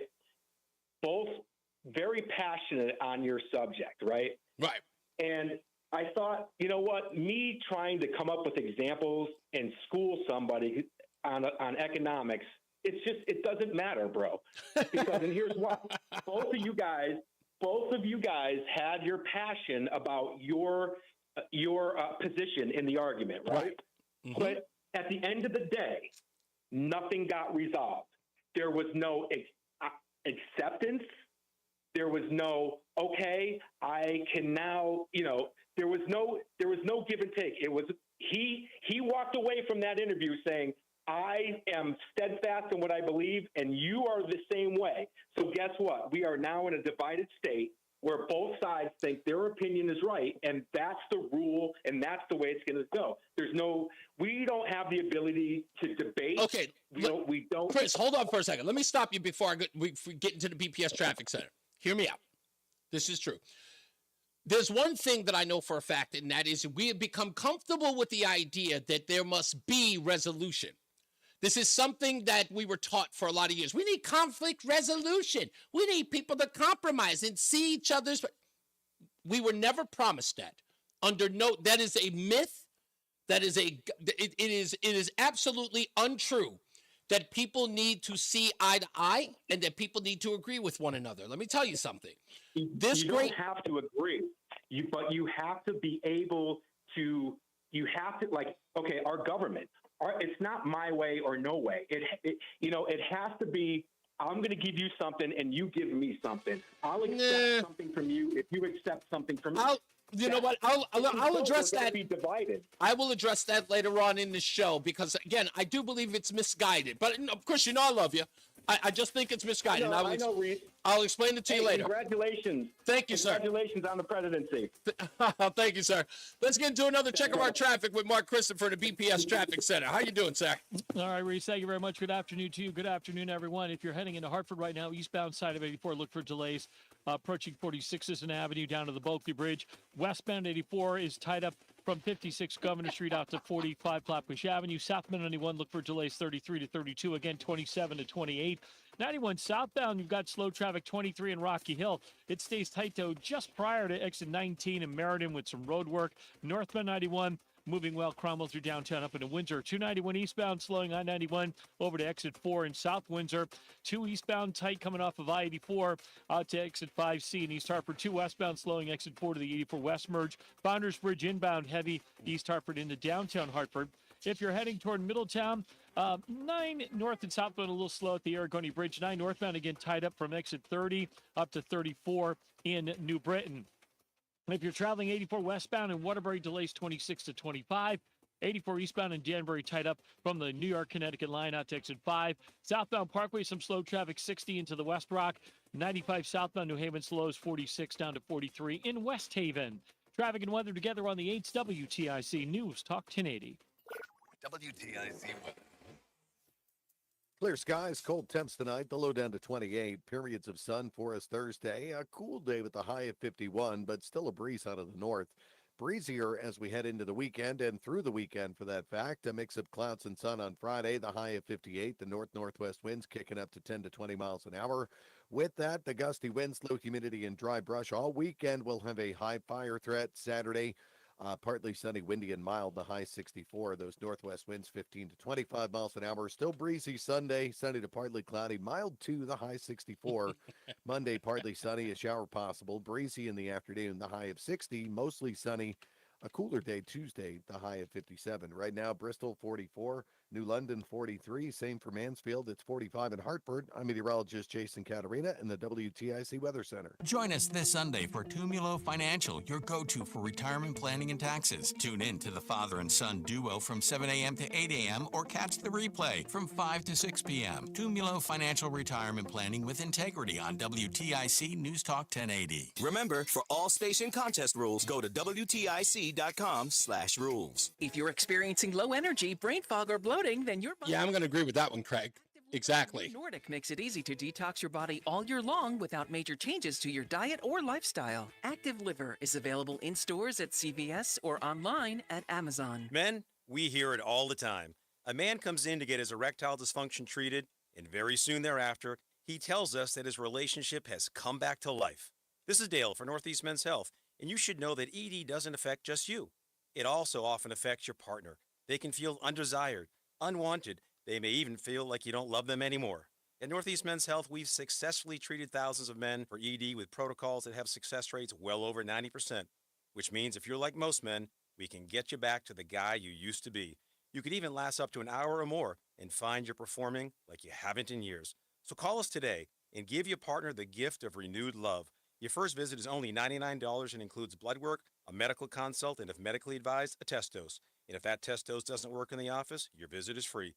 Call 800-930-5956 or go to northeastmenshealth.com. We have 5 offices across the Northeast to serve you.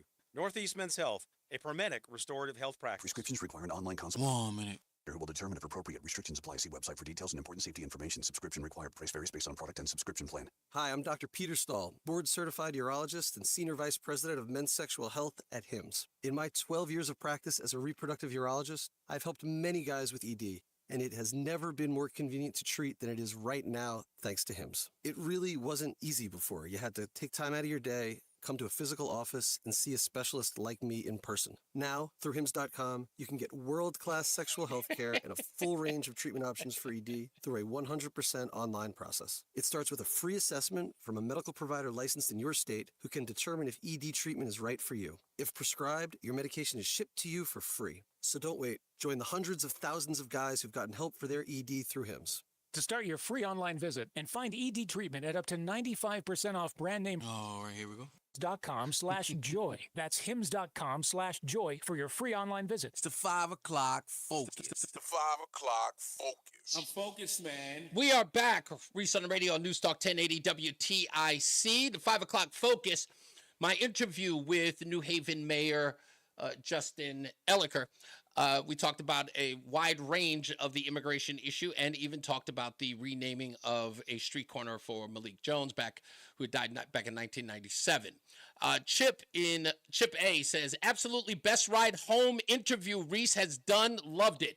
Way to state your belief that Malik Jones wasn't deserving of being honored with a memorial. Thank you. I appreciate that, Chip. And again, I stand by that because, again, everybody's talking about saying stuff or saying stuff that's supposed to be uplifting to young African-American males, and I don't think that this kid fits the bill. To the phones we go, 860-522-WTIC. Mike in Plainville, thanks for holding for so long, sir, during the interview. What did you think? I thought it was excellent. You conducted an aggressive question session. Now, I knew this guy was going to be evasive. He was evasive.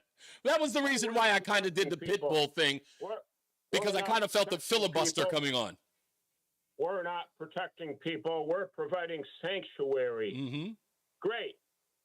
Okay? And then you came up with the point, well, people don't even know who their neighbors are. Indeed. Who's living in the city. You didn't get what his response was. Well, maybe they should go out and visit their neighbors. I thought that was excellent. What a joke. Are you kidding me? You're violating federal law. You're breaking the law. He's just like the other ones. You can go to other sanctuary cities and you can carbon copy the answer. You get the same damn lies. Mm-hmm. These people, I don't know what's wrong with these people. They have no respect for the law, for us, for the taxpayers. Then you ask them. The one that got me was the Social Security numbers. Yeah, right. Well, they can give them EIN numbers, listen, let's be honest here, Mike. We know that if they're illegals, they're not going through any proper channels to work. And saying that they're paying taxes, come on. You're going to tell me there's a long line of illegals in New Haven that are going down to an H&R Block? Come on. Come on. It's like, come on. I'm almost 70 years old, and I'll tell you what, I every day I wake up, I said, how the hell did things come to this point? I still can't believe it, but I'm still glowing from the election. That's what's going to pull us through. Right. Thank you, Mike. I appreciate this, sir. Thank you for enjoying the interview. You got it. Dave is in Lynchfield. Dave, what did you think, sir? Hey, I thought Elliker, I will give him this. He had a hell of a lot of nerve coming on with you. You know, you're not going to let him get away with anything. But like a lot of these Democrats, he's evasive. The Democrats turned their backs on the working class, and first the white working class started to go away. Now the Hispanic working class is going away. Some of the black working class and poor blacks are going away. So what they're doing is they're trying to, I guess, fill their coffers with illegal aliens. Mm-hmm. The Democrats are clueless. I was listening to Sean Scanlon on TIC this morning, and he was saying that, he's going on about, then he mentioned the Republicans took the House and the Senate, and they had a good night throughout the country at the federal level. He said more or less that the people who voted for that are hypocrites. All right, he's clueless. No, the people are tired of the Democrat garbage. They're not hypocrites. They're just sick and tired of the garbage from the Democrats. You don't give us anything. You're kicking black citizens out of their gym in New York City. Yeah. You're letting illegal aliens stay in cots in the gyms. Indeed. And again, look, this is the part. When I brought up Raheem, right? When Raheem comes in from Chicago having to commit a crime, I don't hear anybody boo-hooing about separating Raheem from his 2-year-old child and his wife. No one is, and again, I know no one has an answer for that, because again, the protection for these folks, for these illegals, is something that's important to them. It's so much that they are willing to, I almost feel like, ignore other vulnerable groups because, again, they are the priority. And we heard Chris Murphy. We heard him on the Sunday shows say the most important constituency that they have are the illegals. He said it. Nobody coerced him. Nobody tricked him into that statement. Right. Well, Chris Murphy needs a lot of he should be just thrown out of office, indicted and arrested and tried for treason and put in jail. That's where they belong. Yeah. But these Democrats are clueless. It's like the working class has been leaving people, and they say, well, they're the problem. They're the racists or the sexists. No, the working class knows what they need, and they know the Democrats don't have the answers. They actually are working against them. $150 billion for illegal aliens and their benefits. But Dave, and people... Remember my question to them at the beginning of all of this? They have been screaming and hollering about democracy. And what is democracy? Majority rules. At the end of the day, we have a president who not just won 312 electoral college votes, but he won the popular vote. That's a mandate. That's democracy, the thing that they defend. For these people in Connecticut and other states to now say, we got Pritzker in Illinois now saying that they're going to push back against the president who won the election handedly on the 3 major issues of this election, the economy, immigration, and crime. And they're going to say, nope, absolutely, nope, forget it. Right. Well, you know what, though? The Democrats have nobody blamed but themselves for Trump's presidency in 2016 and 2024. You Democrats messed up, and you cleared the path for him coming in. Indeed. People getting tired of the garbage from the Democrats. Yeah, and then guess what? The worst part is that giving Joe Biden the permission slip in electing him in 2020 and him doing everything but throw the kitchen sink at the American people proved, you know what? I'm sorry. We apologize. Trump, can you come back, please? That's exactly what happened. Thank you, Dave. You're right. Yeah, I'm sorry. Yeah, right. That's exactly what happened. Thank you, sir. We got another Dave in Windsor. Locks, how we doing, sir? Yes. Hey, Reese. What's up? What did you think? Listen, I got to give you major props for what you did, man. You, like I said before, you always do your homework. Thank you. And you're very prepared. Oh yeah, I was on it for this one. You're a professional, dude. I love this. Well, thank you. I'm glad that, look, I'm trying to get to the bottom of this, and I think the only way that I can is if I have this dialogue with, and I know Mayor Elliker has this problem with the labels and all that other stuff, and that may be all well and good, but these are policy differences that must be labeled. This, I know people don't want, we want a no labels thing. No. These things are clearly tenets of the Democrat Party to protect these illegals. And you did always turn to, what are you saying, you guys? Yeah. What do you mean? You didn't say it, but you walked up. Yeah, I love that. I love that you did that. Yeah, that was great. So overall, pretty good? Oh, my God. Reese, you did great because you know what? You gave him a chance to talk a lot, and you flooded him with enough, and you really didn't overwhelm him with questions. When he said, you gave me a lot here to work with. You really didn't. I didn't. I really didn't. You only asked him one question, and you got to the point. But he handled you as great as he could have with what you did to him, and it was awesome, man. I mean, you nailed it home like swinging a hammer on one shot to put the nail right in the hole. Thank you, sir. Much appreciated. Thank you, my friend. You got it. Excellent. Thank you. Much appreciated. Nate is in Lakeville. How we doing, Nate? Hey, good afternoon. I just want to say I had an 18-year-old best friend who was black who got shot in the face by Taliban. Wow. Do you think they're gonna name a street after him? Ooh. You know what? See, that's what I'm talking about, Nate. You're 100% right. Here, the story gets better. Guess what they did to his mother during COVID? I'll tell you. They fired her, and she killed herself because she couldn't afford her bills. They fired her from Hartford Healthcare because she refused to take the vaccine. Holy So her moly. son fought and died for our country. Sorry, I almost cursed. This state is so hypocritical that you're going to name a street after a kid who almost killed a cop. Yeah. But my best friend had to get shot in the face by Taliban in a third world country fighting for your freedoms, and you didn't do anything. You fired his And didn't mother even protect his from Hartford mother. Healthcare. And couldn't even protect his mother. Correct. And she got evicted from her home, and she killed herself because she couldn't afford her bills. That's sad. He said that the thing that took me out was that, obviously, but he also said that he wanted illegals to report crimes to police. And yes. But isn't coming across the border illegally a crime? But you know what? Hold on, Nate. Let me go one step further on that. And I wanted to keep bringing that up. He said he wants them to report crimes, things like domestic violence, and things like that. Right. What? And I didn't get to follow up on. I should have, but there was so much stuff I wanted to get into.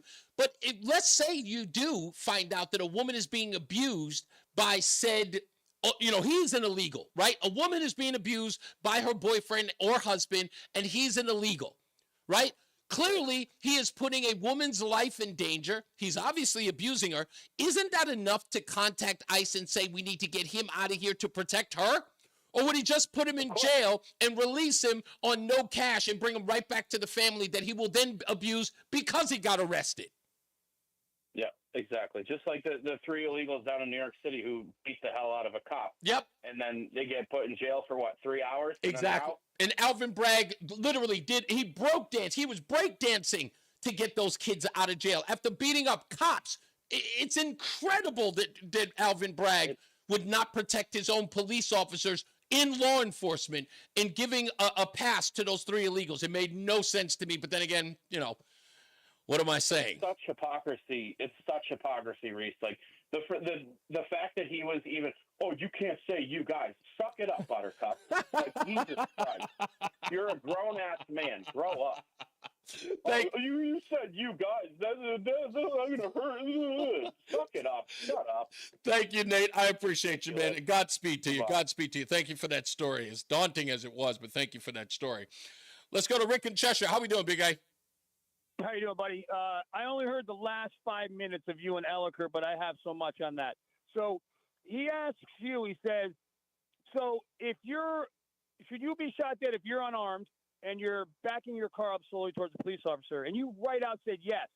But he's asking that question completely oblivious to all of the things that transpired prior to that. And he called you crazy. Yeah. He's trying to say that you shouldn't be shot dead as an unarmed black man for rolling your car slowly towards a police officer. Yes, in a vacuum, but that's not what happened. Exactly. That was the end result.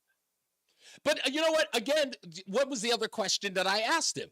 Was again, did we have a thorough investigation into police officers' actions? Yes, and then he throws the jury under the bus. Yeah, exactly. He throws the jury under the bus, and you're telling him that naming a street sign is going to it's glorifying that behavior, and it unequivocally is. Exactly. Imagine if you took all of the people that died from innocent people that died from gun violence, you wouldn't have any more streets to name in New Haven.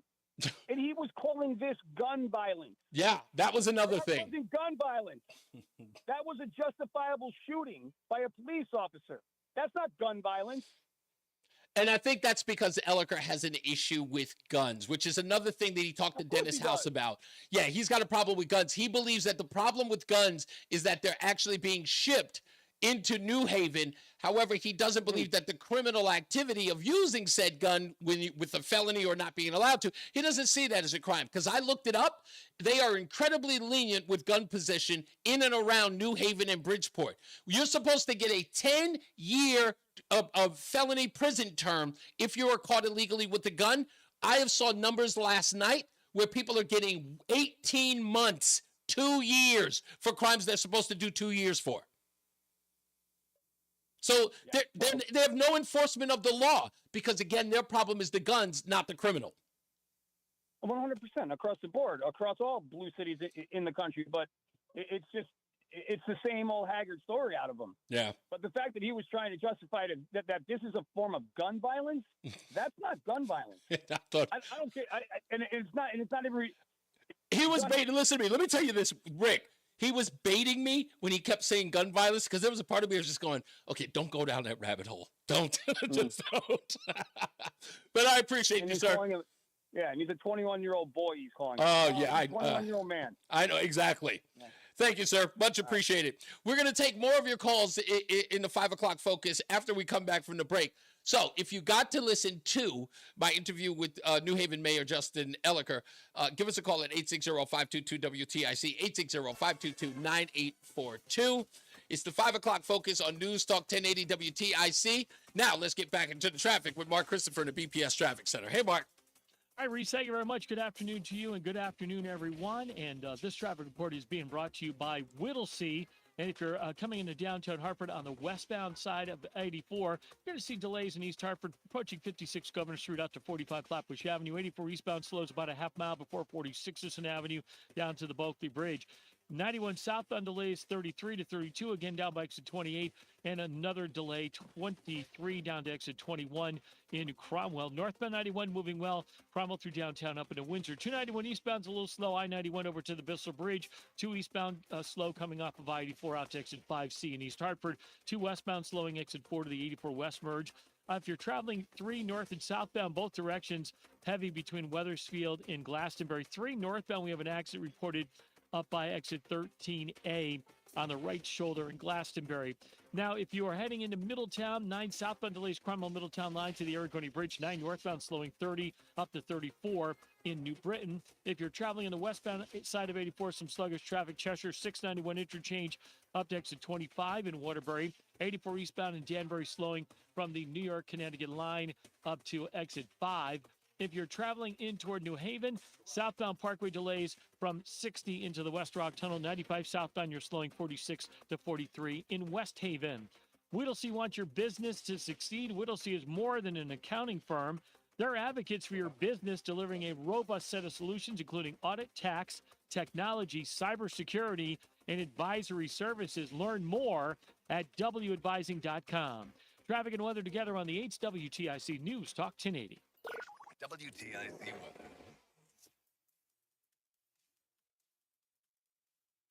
With clear skies tonight, it'll be cold with the low down to 28. We'll have periods of sun for our Thursday. A cool feeling day with the high of 51, but a bit of a breeze out of the north.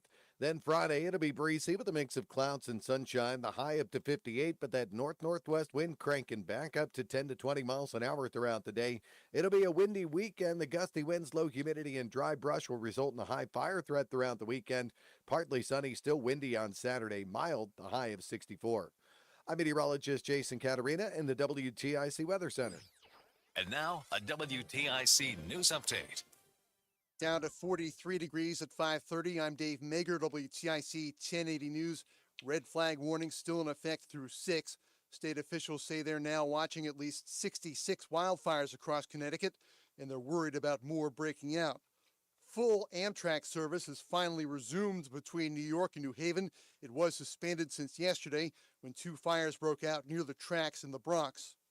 Republicans will control both chambers of Congress starting in January. CBS News projects Republican control of the House with at least 218 seats, the number needed for a majority. On a secret ballot, Republican senators chose John Thune of South Dakota as majority leader. Senator Thune faced Texas Senator John Cornyn in the Senate GOP leadership race after Florida Senator Rick Scott was eliminated. He won by a margin of 29 to 24. He wrote on X that he's honored and beyond proud for the work that was done to secure the majority and the White House. Wendy Gillette, CBS News. President Biden met for 2 hours with President-elect Trump at the White House. It was a historical handshake in front of a crackling fire right inside the Oval Office, where President Biden and President-elect Trump exchanged brief pleasantries. Mr. Biden congratulated Mr. Trump on his win and promised a smooth and peaceful transition of power, while Mr. Trump had this to say. Politics is tough, and it's many cases not a very nice world, but it is a nice world today. The two leaders expected to talk about domestic and foreign policy issues. Willie James Inman, CBS News, Washington. Trump has chosen former Democratic Congresswoman Tulsi Gabbard as Director of National Intelligence and controversial Florida Congressman Matt Gaetz for Attorney General. The state House race based in Torrington has been decided. Republican Joe Canino beat incumbent Michelle Cook. The recount showed that a state Senate race is closer than it was. Republican incumbent Lisa Seminara has pulled back her concession. She's down narrowly to Democrat Paul Honig. He leads by less than 0.5%, triggering an automatic recount. Sports tonight, the third-ranked UConn men play Le Moyne at the XL Center. For more, check out WTIC.com. I'm Dave Mager, WTIC 1080 News. Hey, it's Tom Shattuck, and today I'm calling a timeout to shout out Awaken 180 Weight Loss for their 10-year anniversary. 10 years ago, Paige had developed a long-term solution for weight loss that could work for anyone. She cut through the misconceptions of lose-weight-quick gadgets, crash diets, and medications, completely revolutionizing the weight loss industry with real results. More importantly, lasting results. Free support for life was and still is the backbone of Awaken 180 Weight Loss. In celebration of their 10-year anniversary, everyone can receive a free consultation. We're talking a full body composition analysis. Yes, a complete look at what's going on inside, a one-on-one nutritional health assessment, and a strategy to help get all those numbers in check. Reserve your free consultation now through December 15th and learn why I and 23,000 others chose the solution for weight loss. Happy 10th anniversary, Awaken 180. And thank you. Awaken180weightloss.com. That's Awaken180weightloss.com. Whoa, a minute. Hey, it's Matt, your leaf filter trusted pro. Gutters are an often neglected part of the home. They're also one of the most important. Clogged, overflowing gutters can cause serious problems like foundation damage or basement flooding, which can cost thousands of dollars to fix. Let's face it, cleaning gutters yourself is not only a hassle, it can be dangerous. But when you get Leaf Filter, you'll never have to worry about cleaning clogged gutters again. Get started today by calling 844-300-LEAF to schedule your free inspection.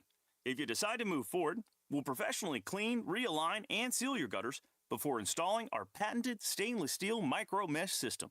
Leaf Filter keeps out everything but the water. And it's backed by a lifetime transferable no clogs warranty. So you're protected for good. We're in your neighborhood and ready to help. Call Leaf Filter today for a free estimate and to save up to 30%. Dial 844-300-LEAF. That's 844-300-LEAF. It's the 5 o'clock focus. It's the 5 o'clock focus. I'm focused, man. Wayne is in Morris. How are you doing, Wayne? Hey, I'm doing pretty good, Reese. It's a good job. I really liked it. Thank you. But I got to tell you one thing. This alligator, he raised the hair on the back of my head every time he used the phrase unarmed. My head just wanted to explode. The 21-year-old boy was armed with a 3,000-pound missile. Yeah. Which he was using to crash his way out of a ring of vehicles that blocked him in. Mm-hmm. And the reason he was slowly backing up was so he could step on the gas and drive forward at a high rate of speed to break through the ring of cars, get out into the street, and be a complete danger to every pedestrian and car in the city of New Haven. And again, that's why he was killed. Right, and you have to That's why he was killed. and the police officers have to neutralize the threat. And And that's what the officer did. Exactly. When this Elliker has to review this. He left out the whole part about him crashing back and forth 5 or 6 times before they shot him. Right. They didn't shoot him the first time he tried it. It's always They- done in they- a vacuum, though, hopefully Wayne. Wayne, it's always done in a vacuum because, again, if you've noticed, he omitted everything that led to the actual shooting. Of course, yeah. You know, that's the most pertinent part of the event. He left all that out. No context to it. And he's slow roll back up. Yeah, he was slowly rolling back up so he could step on the gas and go forward. That's why he was shot. I know. The thing that just really, burns me is that I have this argument when they don't have a conventional weapon like a gun or a knife or something, right? But they have an automobile, Mm-hmm. and they say, well, he just had a car. He was driving a car. I said, I'll tell you what. If that's the way you feel, you go stand in the street and let me drive at you with my car, and we'll see what happens. Right. And right away they changed their tune. Yeah, and They again, changed the that's tune because this is an opportunity to Just as use the deadly. gun, but this is the opportunity to use a gun as the wedge issue. And again, as you heard him frame it, gun violence, not police shooting, not resisting arrest, putting lives in danger, calling it a gun issue, totally defeats or it's designed to sort of absolve Malik of any wrongdoing, as if to suggest that the police. He showed a complete disrespect for human life when he was crashing that vehicle. Yeah, Okay, absolutely. He showed he didn't care what happened to those cops or what was going to happen if and when he broke out. He would have killed anybody else that got in his way. That's probably Any woman crossing the street with her kid or whatever, boom, they were gone. And you know what? Then the question would have been Then what would the mayor have exactly. The question would have been why didn't you act before someone else was killed in that altercation? Why didn't you act sooner? Thank you, Wayne. I always appreciate you, sir. You got it. You got it. Let's get another check of our traffic with Mark Christopher in the BPS Traffic Center. Hey, Mark. All right, Reese, thank you very much. And if you're on the westbound side of 84 coming into downtown Hartford right now, look for delays approaching 56 Governor Street out to 45 Flatbush Avenue. 84 eastbound slows half mile before 46 Sisson Avenue down to the Bulkley Bridge. South 91 delays 33 to 32 A and B. A slight slowdown by exit 28. And then you're sluggish again from exit 23 in Rocky Hill down to exit 21 in Cromwell. On the northbound side of 91, that's a real easy ride. Cromwell through downtown up into Windsor. 291 eastbound sluggish from I-91 over to the Bissell Bridge heading into South Windsor. 2 westbound slows, exit 4 to the 84 West Merge in East Hartford. Founders Bridge inbound, very heavy from East Hartford into downtown Hartford. If you are heading into Middletown, 9 southbound, you've got slow traffic now from the 372 interchange right down to the Aragoni Bridge in Middletown. Heading toward Waterbury, 84 westbound delays 26 up to exit 23 in Waterbury. Eastbound side of 84 Danbury slowing, approaching the New York, Connecticut line to 5. Southbound Parkway delays 60 into the West Rock Tunnel. 95 southbound delays 46 down to 43 in West Haven. Traffic and weather together on the 8th WTIC News Talk 1080. WTIC weather. For tonight, under clear skies, cold with a low down to 28. Periods of sun Thursday, a high of 51. Feels cool, though, with the north breeze throughout the day. Friday, a breezier day with a mix of clouds and sun, the high up to 58. The north-northwest winds kicking up to 10 to 20 miles an hour. It is going to be a windy weekend. The gusty winds, low humidity, and dry brush will result in a high fire threat all weekend. Saturday, it'll be partly sunny, windy, milder, the high up to 64. Sunny to partly cloudy. Sunday, breezy, mild, the high back to 64. The north-northwest winds 10 to 20.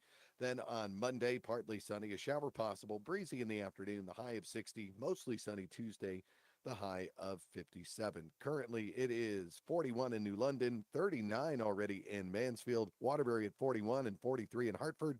I'm meteorologist Jason Caterina in the WTIC Weather Center. Be a guest at your Thanksgiving dinner with Highland Park Market's chef-prepared dishes like mashed potatoes, butternut squash, bread stuffing, and turkey gravy. Nobody does Thanksgiving better than family-owned and operated Highland Park Market. Manchester, Glastonbury, Farmington, and at HighlandParkMarket.com. Hi, Eric Hogarth, Money Wisdom. The election is done, and now we have decisions to make, things to think about, and plans to adjust. We're going to talk about it this Saturday at 8:30. Tune in to TIC News Talk 1080. Experience relief from oral inflammation and infection at Columbia Dental. Led by Dr. Mohammadi, our practice operates 7 days a week with extended hours, dedicated to restoring peace and comfort to your smile. Visit ColumbiaDental.com. Well, I'm a orthopedic surgeon, board certified. Meet Dr. John Herzog, who's certainly done his share of knee and hip replacements. But these days, he's encouraging his patients to look at regenerative medicine options, now available at QC Kinetics. I'm kind of the anti-surgeon right now. And a lot of my buddies, if they hear me talking, they're going to give me a call. Dr. Herzog says advances in regenerative medicine can give your achy joints lasting relief using highly concentrated healing agents from your own body to repair and restore damaged tissue. We take the fluid out of you, we concentrate it, and put it in an area where they couldn't normally get to and facilitate healing. Are you suffering from constant pain due to arthritis or injury? Maybe it's time to look at alternatives to drugs and surgery at QC Kinetics, the nation's leader in these exciting treatments. What could be more natural than using your own body to heal yourself? Call QC Kinetics now for your free consultation. Call QC Kinetics, 860-440-PAIN. That's 860-440-PAIN.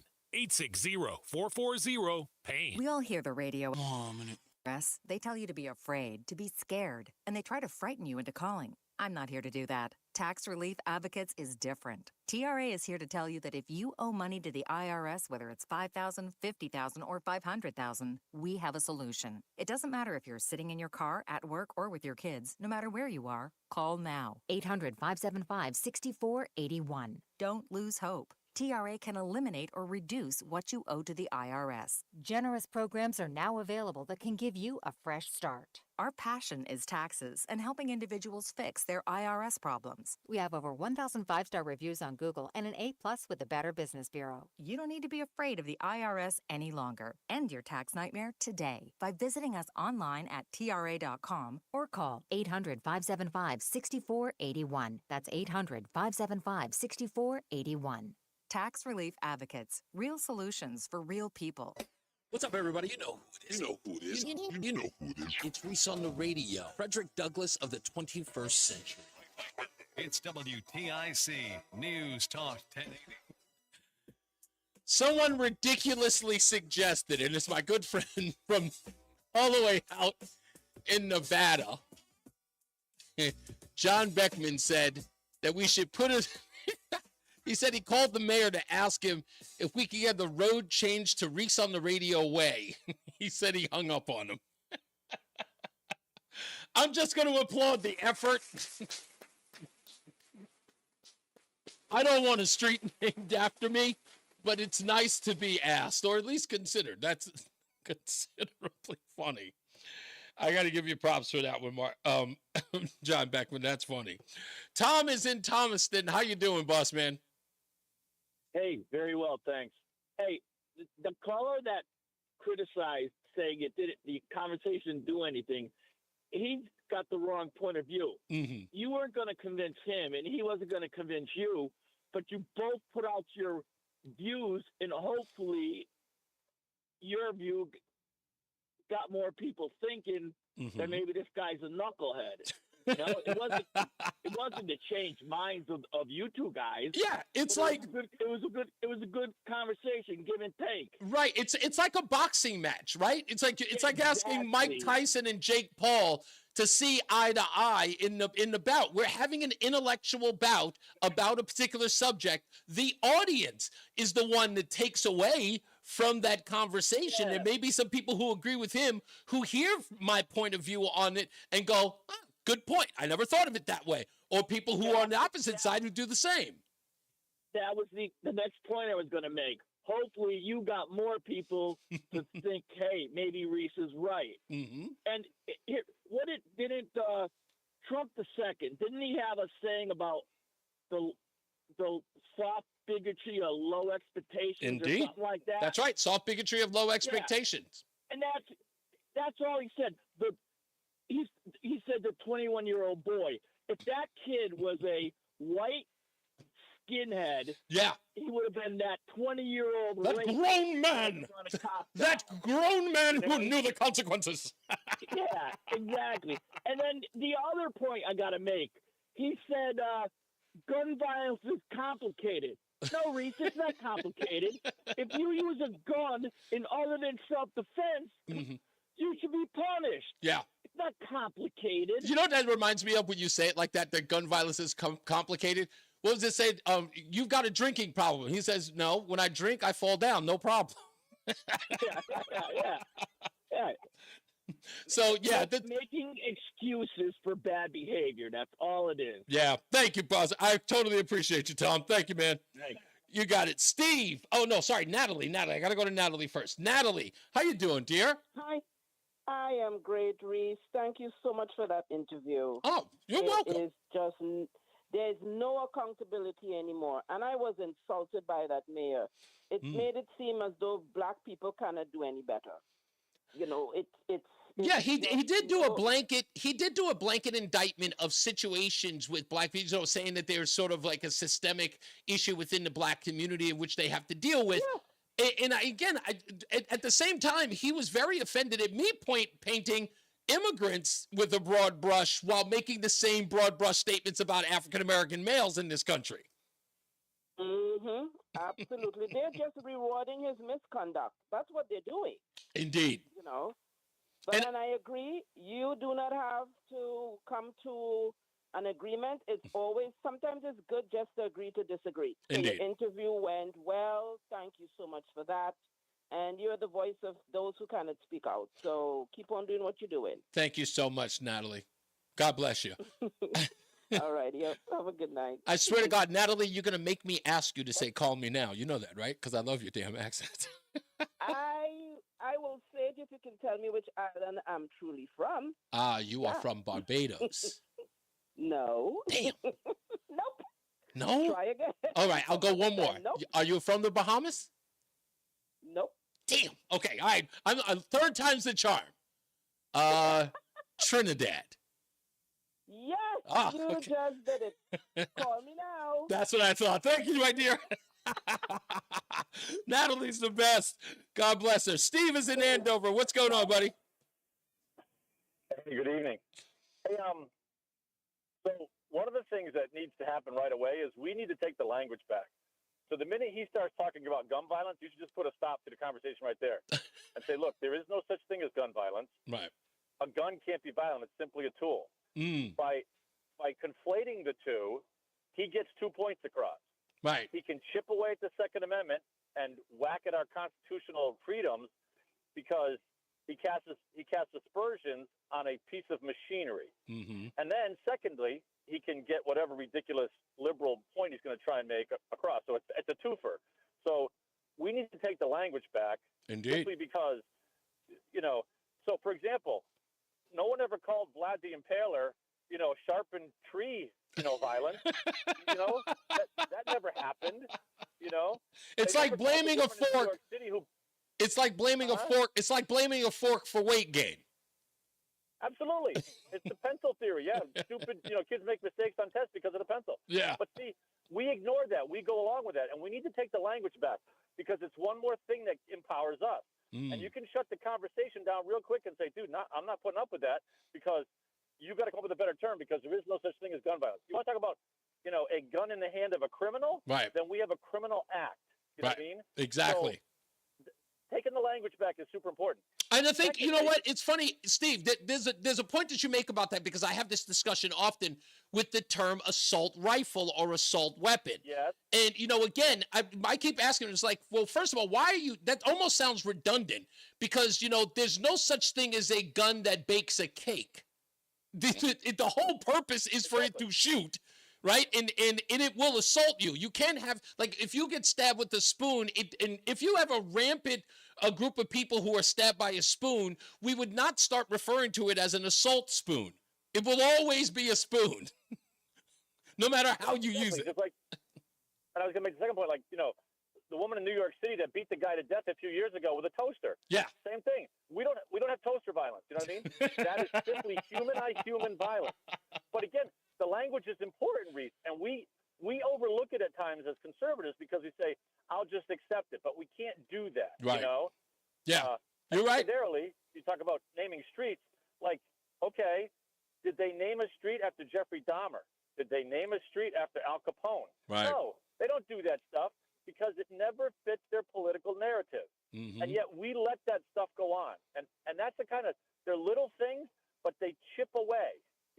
I think what's going to happen, Steve, what I think is going to happen is they're going to, even though it's been approved, I think for argument's sake, they may just name the street or the corner after his mother and her good effort. I don't think that they're going to end up doing his name because I know he knows that there's backlash with that. And it is insulting to young black kids. Well, I mean, how many George Floyd spots are there around the country? Indeed. Yeah, indeed. Such a good point. Face it. Thank you, Steve. Right. Much appreciated, sir. Thanks for the call and the feedback. It's I don't know. It's an interesting. It was just an interesting thing. But I love the interview. I had a good time. Ed's Jr. says, I thought you were good. You were good in that interview. Just that Justin Elliker must have been a dodgeball champion. He dodged your questions like a champ. Well, there were certain points, and Zapper Creek gave me crap for it in the chat room, saying that I was being a pit bull. Well, two things I cannot stand for, and I know that most people are used to a particular interview style. I've listened to interviews all my life. I love them. I have a particular interview style. One, do not filibuster. I know when you are, and I will cut in. Don't filibuster me. Don't give me the long answer so that you can sort of run out the clock. That won't work with me. And if you try to say two or three things in a sentence and I have to go back and address them, it's already lost on the audience. It's radio. If he says something that I feel needs to be responded to, I got to cut him off and respond to that thing he said. So yes, it's a tactic that people aren't used to, but as a forceful interviewer as I am, I will cut them off at the pass and say, wait a minute, hold on, you said something right there and I got to address it. Because again, it gets lost and people will say, well, he made that point, but you didn't get to him. I need to make sure that I get to him because you can't just get away with just making that blanket statement or that, off the cuff statement and not address it. So that's just the way I am. Joe is in, the chat room and he says Matt Gaetz as AG, laugh out loud. I'm still trying to understand, isn't this the administration, the current one, that had a cross-dresser who was stealing clothing from the airport? Isn't this the same administration that had a cabinet member who was walking around with a breast pump, a male who was walking around with a breast pump? Who took off? Isn't that the same one? Isn't this the same administration that has a man as the deputy to Health and Human Services? Health and Human Services, a grown man dressed up in drag. Is this the same? And you guys want to make a comment about Matt Gaetz? Really? Like, just take a minute and listen to yourselves. Just take a minute. Matt Gaetz you have a problem with. But all the rest of that nonsense that was going on in the Biden-Harris administration, nothing? That was all on the up and up? That was an administration you could be proud of? Really? I don't think so. You can laugh out loud all day. Trust me, we're going to laugh out loud come January. We're going to laugh out loud a lot. Commentary says, if y'all weren't on the radio, I bet that dude would have used a racial slur. No, he wouldn't. Listen to me, that's not, he would have never done that. He's very concerned about, the most vulnerable, except for babies in the womb. They're not vulnerable. I'm sorry, that was cheap. That was a cheap shot. I cannot believe that my producer, he's my boy, don't get me wrong, he missed most of the interview and was doing other stuff. He didn't want to get into it. Roland, are you still there? What are you doing? I didn't miss the interview. Okay. But you didn't think... I just didn't have much to say about it. Oh, no. I'm just saying, do you think it was conducted well? Do you think it was all over the place as a producer? Did you think it carried over well on the air? That's all. Just a regular... No, I think it was very appealing to the audience, and that's what you want to go for in an interview. Yeah, that's right. I thought it. Okay. So, as a critique, that's all. I just wanted my producer to say, you could have done this, that, and the third. That's all. I know I'm not perfect. I still think there's a way, because I know overseas they have they do a lot of different things, but as far as like subduing people as a police officer, I think there should be a better way to do that. Yeah. Hey, one of the interesting things about it is that New Haven is like short 80 police officers, which again is a problem when you can't get police officers to actually respond to the crimes that illegals are reporting. And they're not I don't believe trained long enough to. Oh yeah, indeed. Because they have to rush them out there. Yeah, exactly. So anyway, what are you gonna do? Yeah, exactly.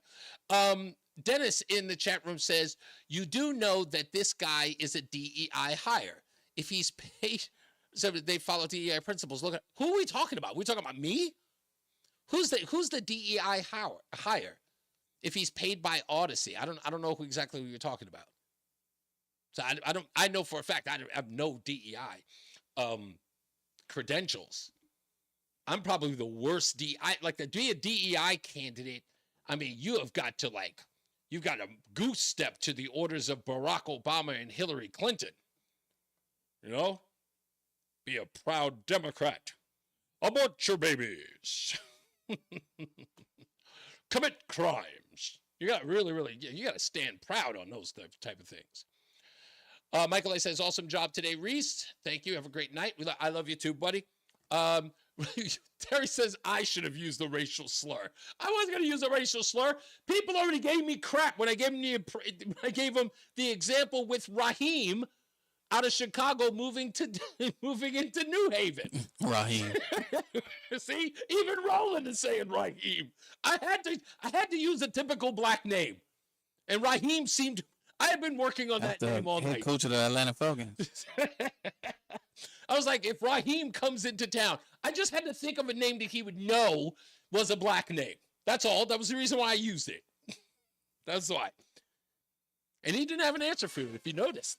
He didn't have an answer. All right, folks, we are back tomorrow as always. What's tomorrow? Thursday? Okay, I don't have anything scheduled for tomorrow as of yet, because I did so much preparation for today. But don't worry, we'll be back. More news, more views than you can shake a stick at. So tune in tomorrow for that. As I always say, radio is free, so we thank you for paying attention. Remember to keep JC in your hearts and in your minds. Sean Patrick, we love you and we miss you. Remember that panic is not planning, so plan your work and work your plan. Dequarius. That's a good black name. Dequarius. I'm Reese on the Radio. You have a good night and a pleasant tomorrow. He is Mark Christopher in the BPS Traffic Center. Hey, Reese, have a great night. Thank you. This traffic report being brought. What are we, Family Guy? Some say 100%. In the middle of, you start with a subject, then you go to a different subject, then you come back to it. Aquarius. Aquarius. Governor Street off to 45 Flatbush Avenue. 83 What am I supposed to do? It's the chat room. 446 to 48 Capitol Avenue. All right, buddy. Good night. 91 slows. All right, y'all enjoy y'all night. You'll see another slowdown, 23 to pretty much down to 21 in Cromwell now. Northbound 91, okay, Cromwell up into Windsor Locks. Look out for an accident 9 southbound, Cromwell into Middletown on the Cromwell-Middletown line. Oh, man, that was a blast. Thank you, everybody. It is the best. That was the best. I had a lot of fun, and thank you all for being a part of it. And let's do this all again tomorrow.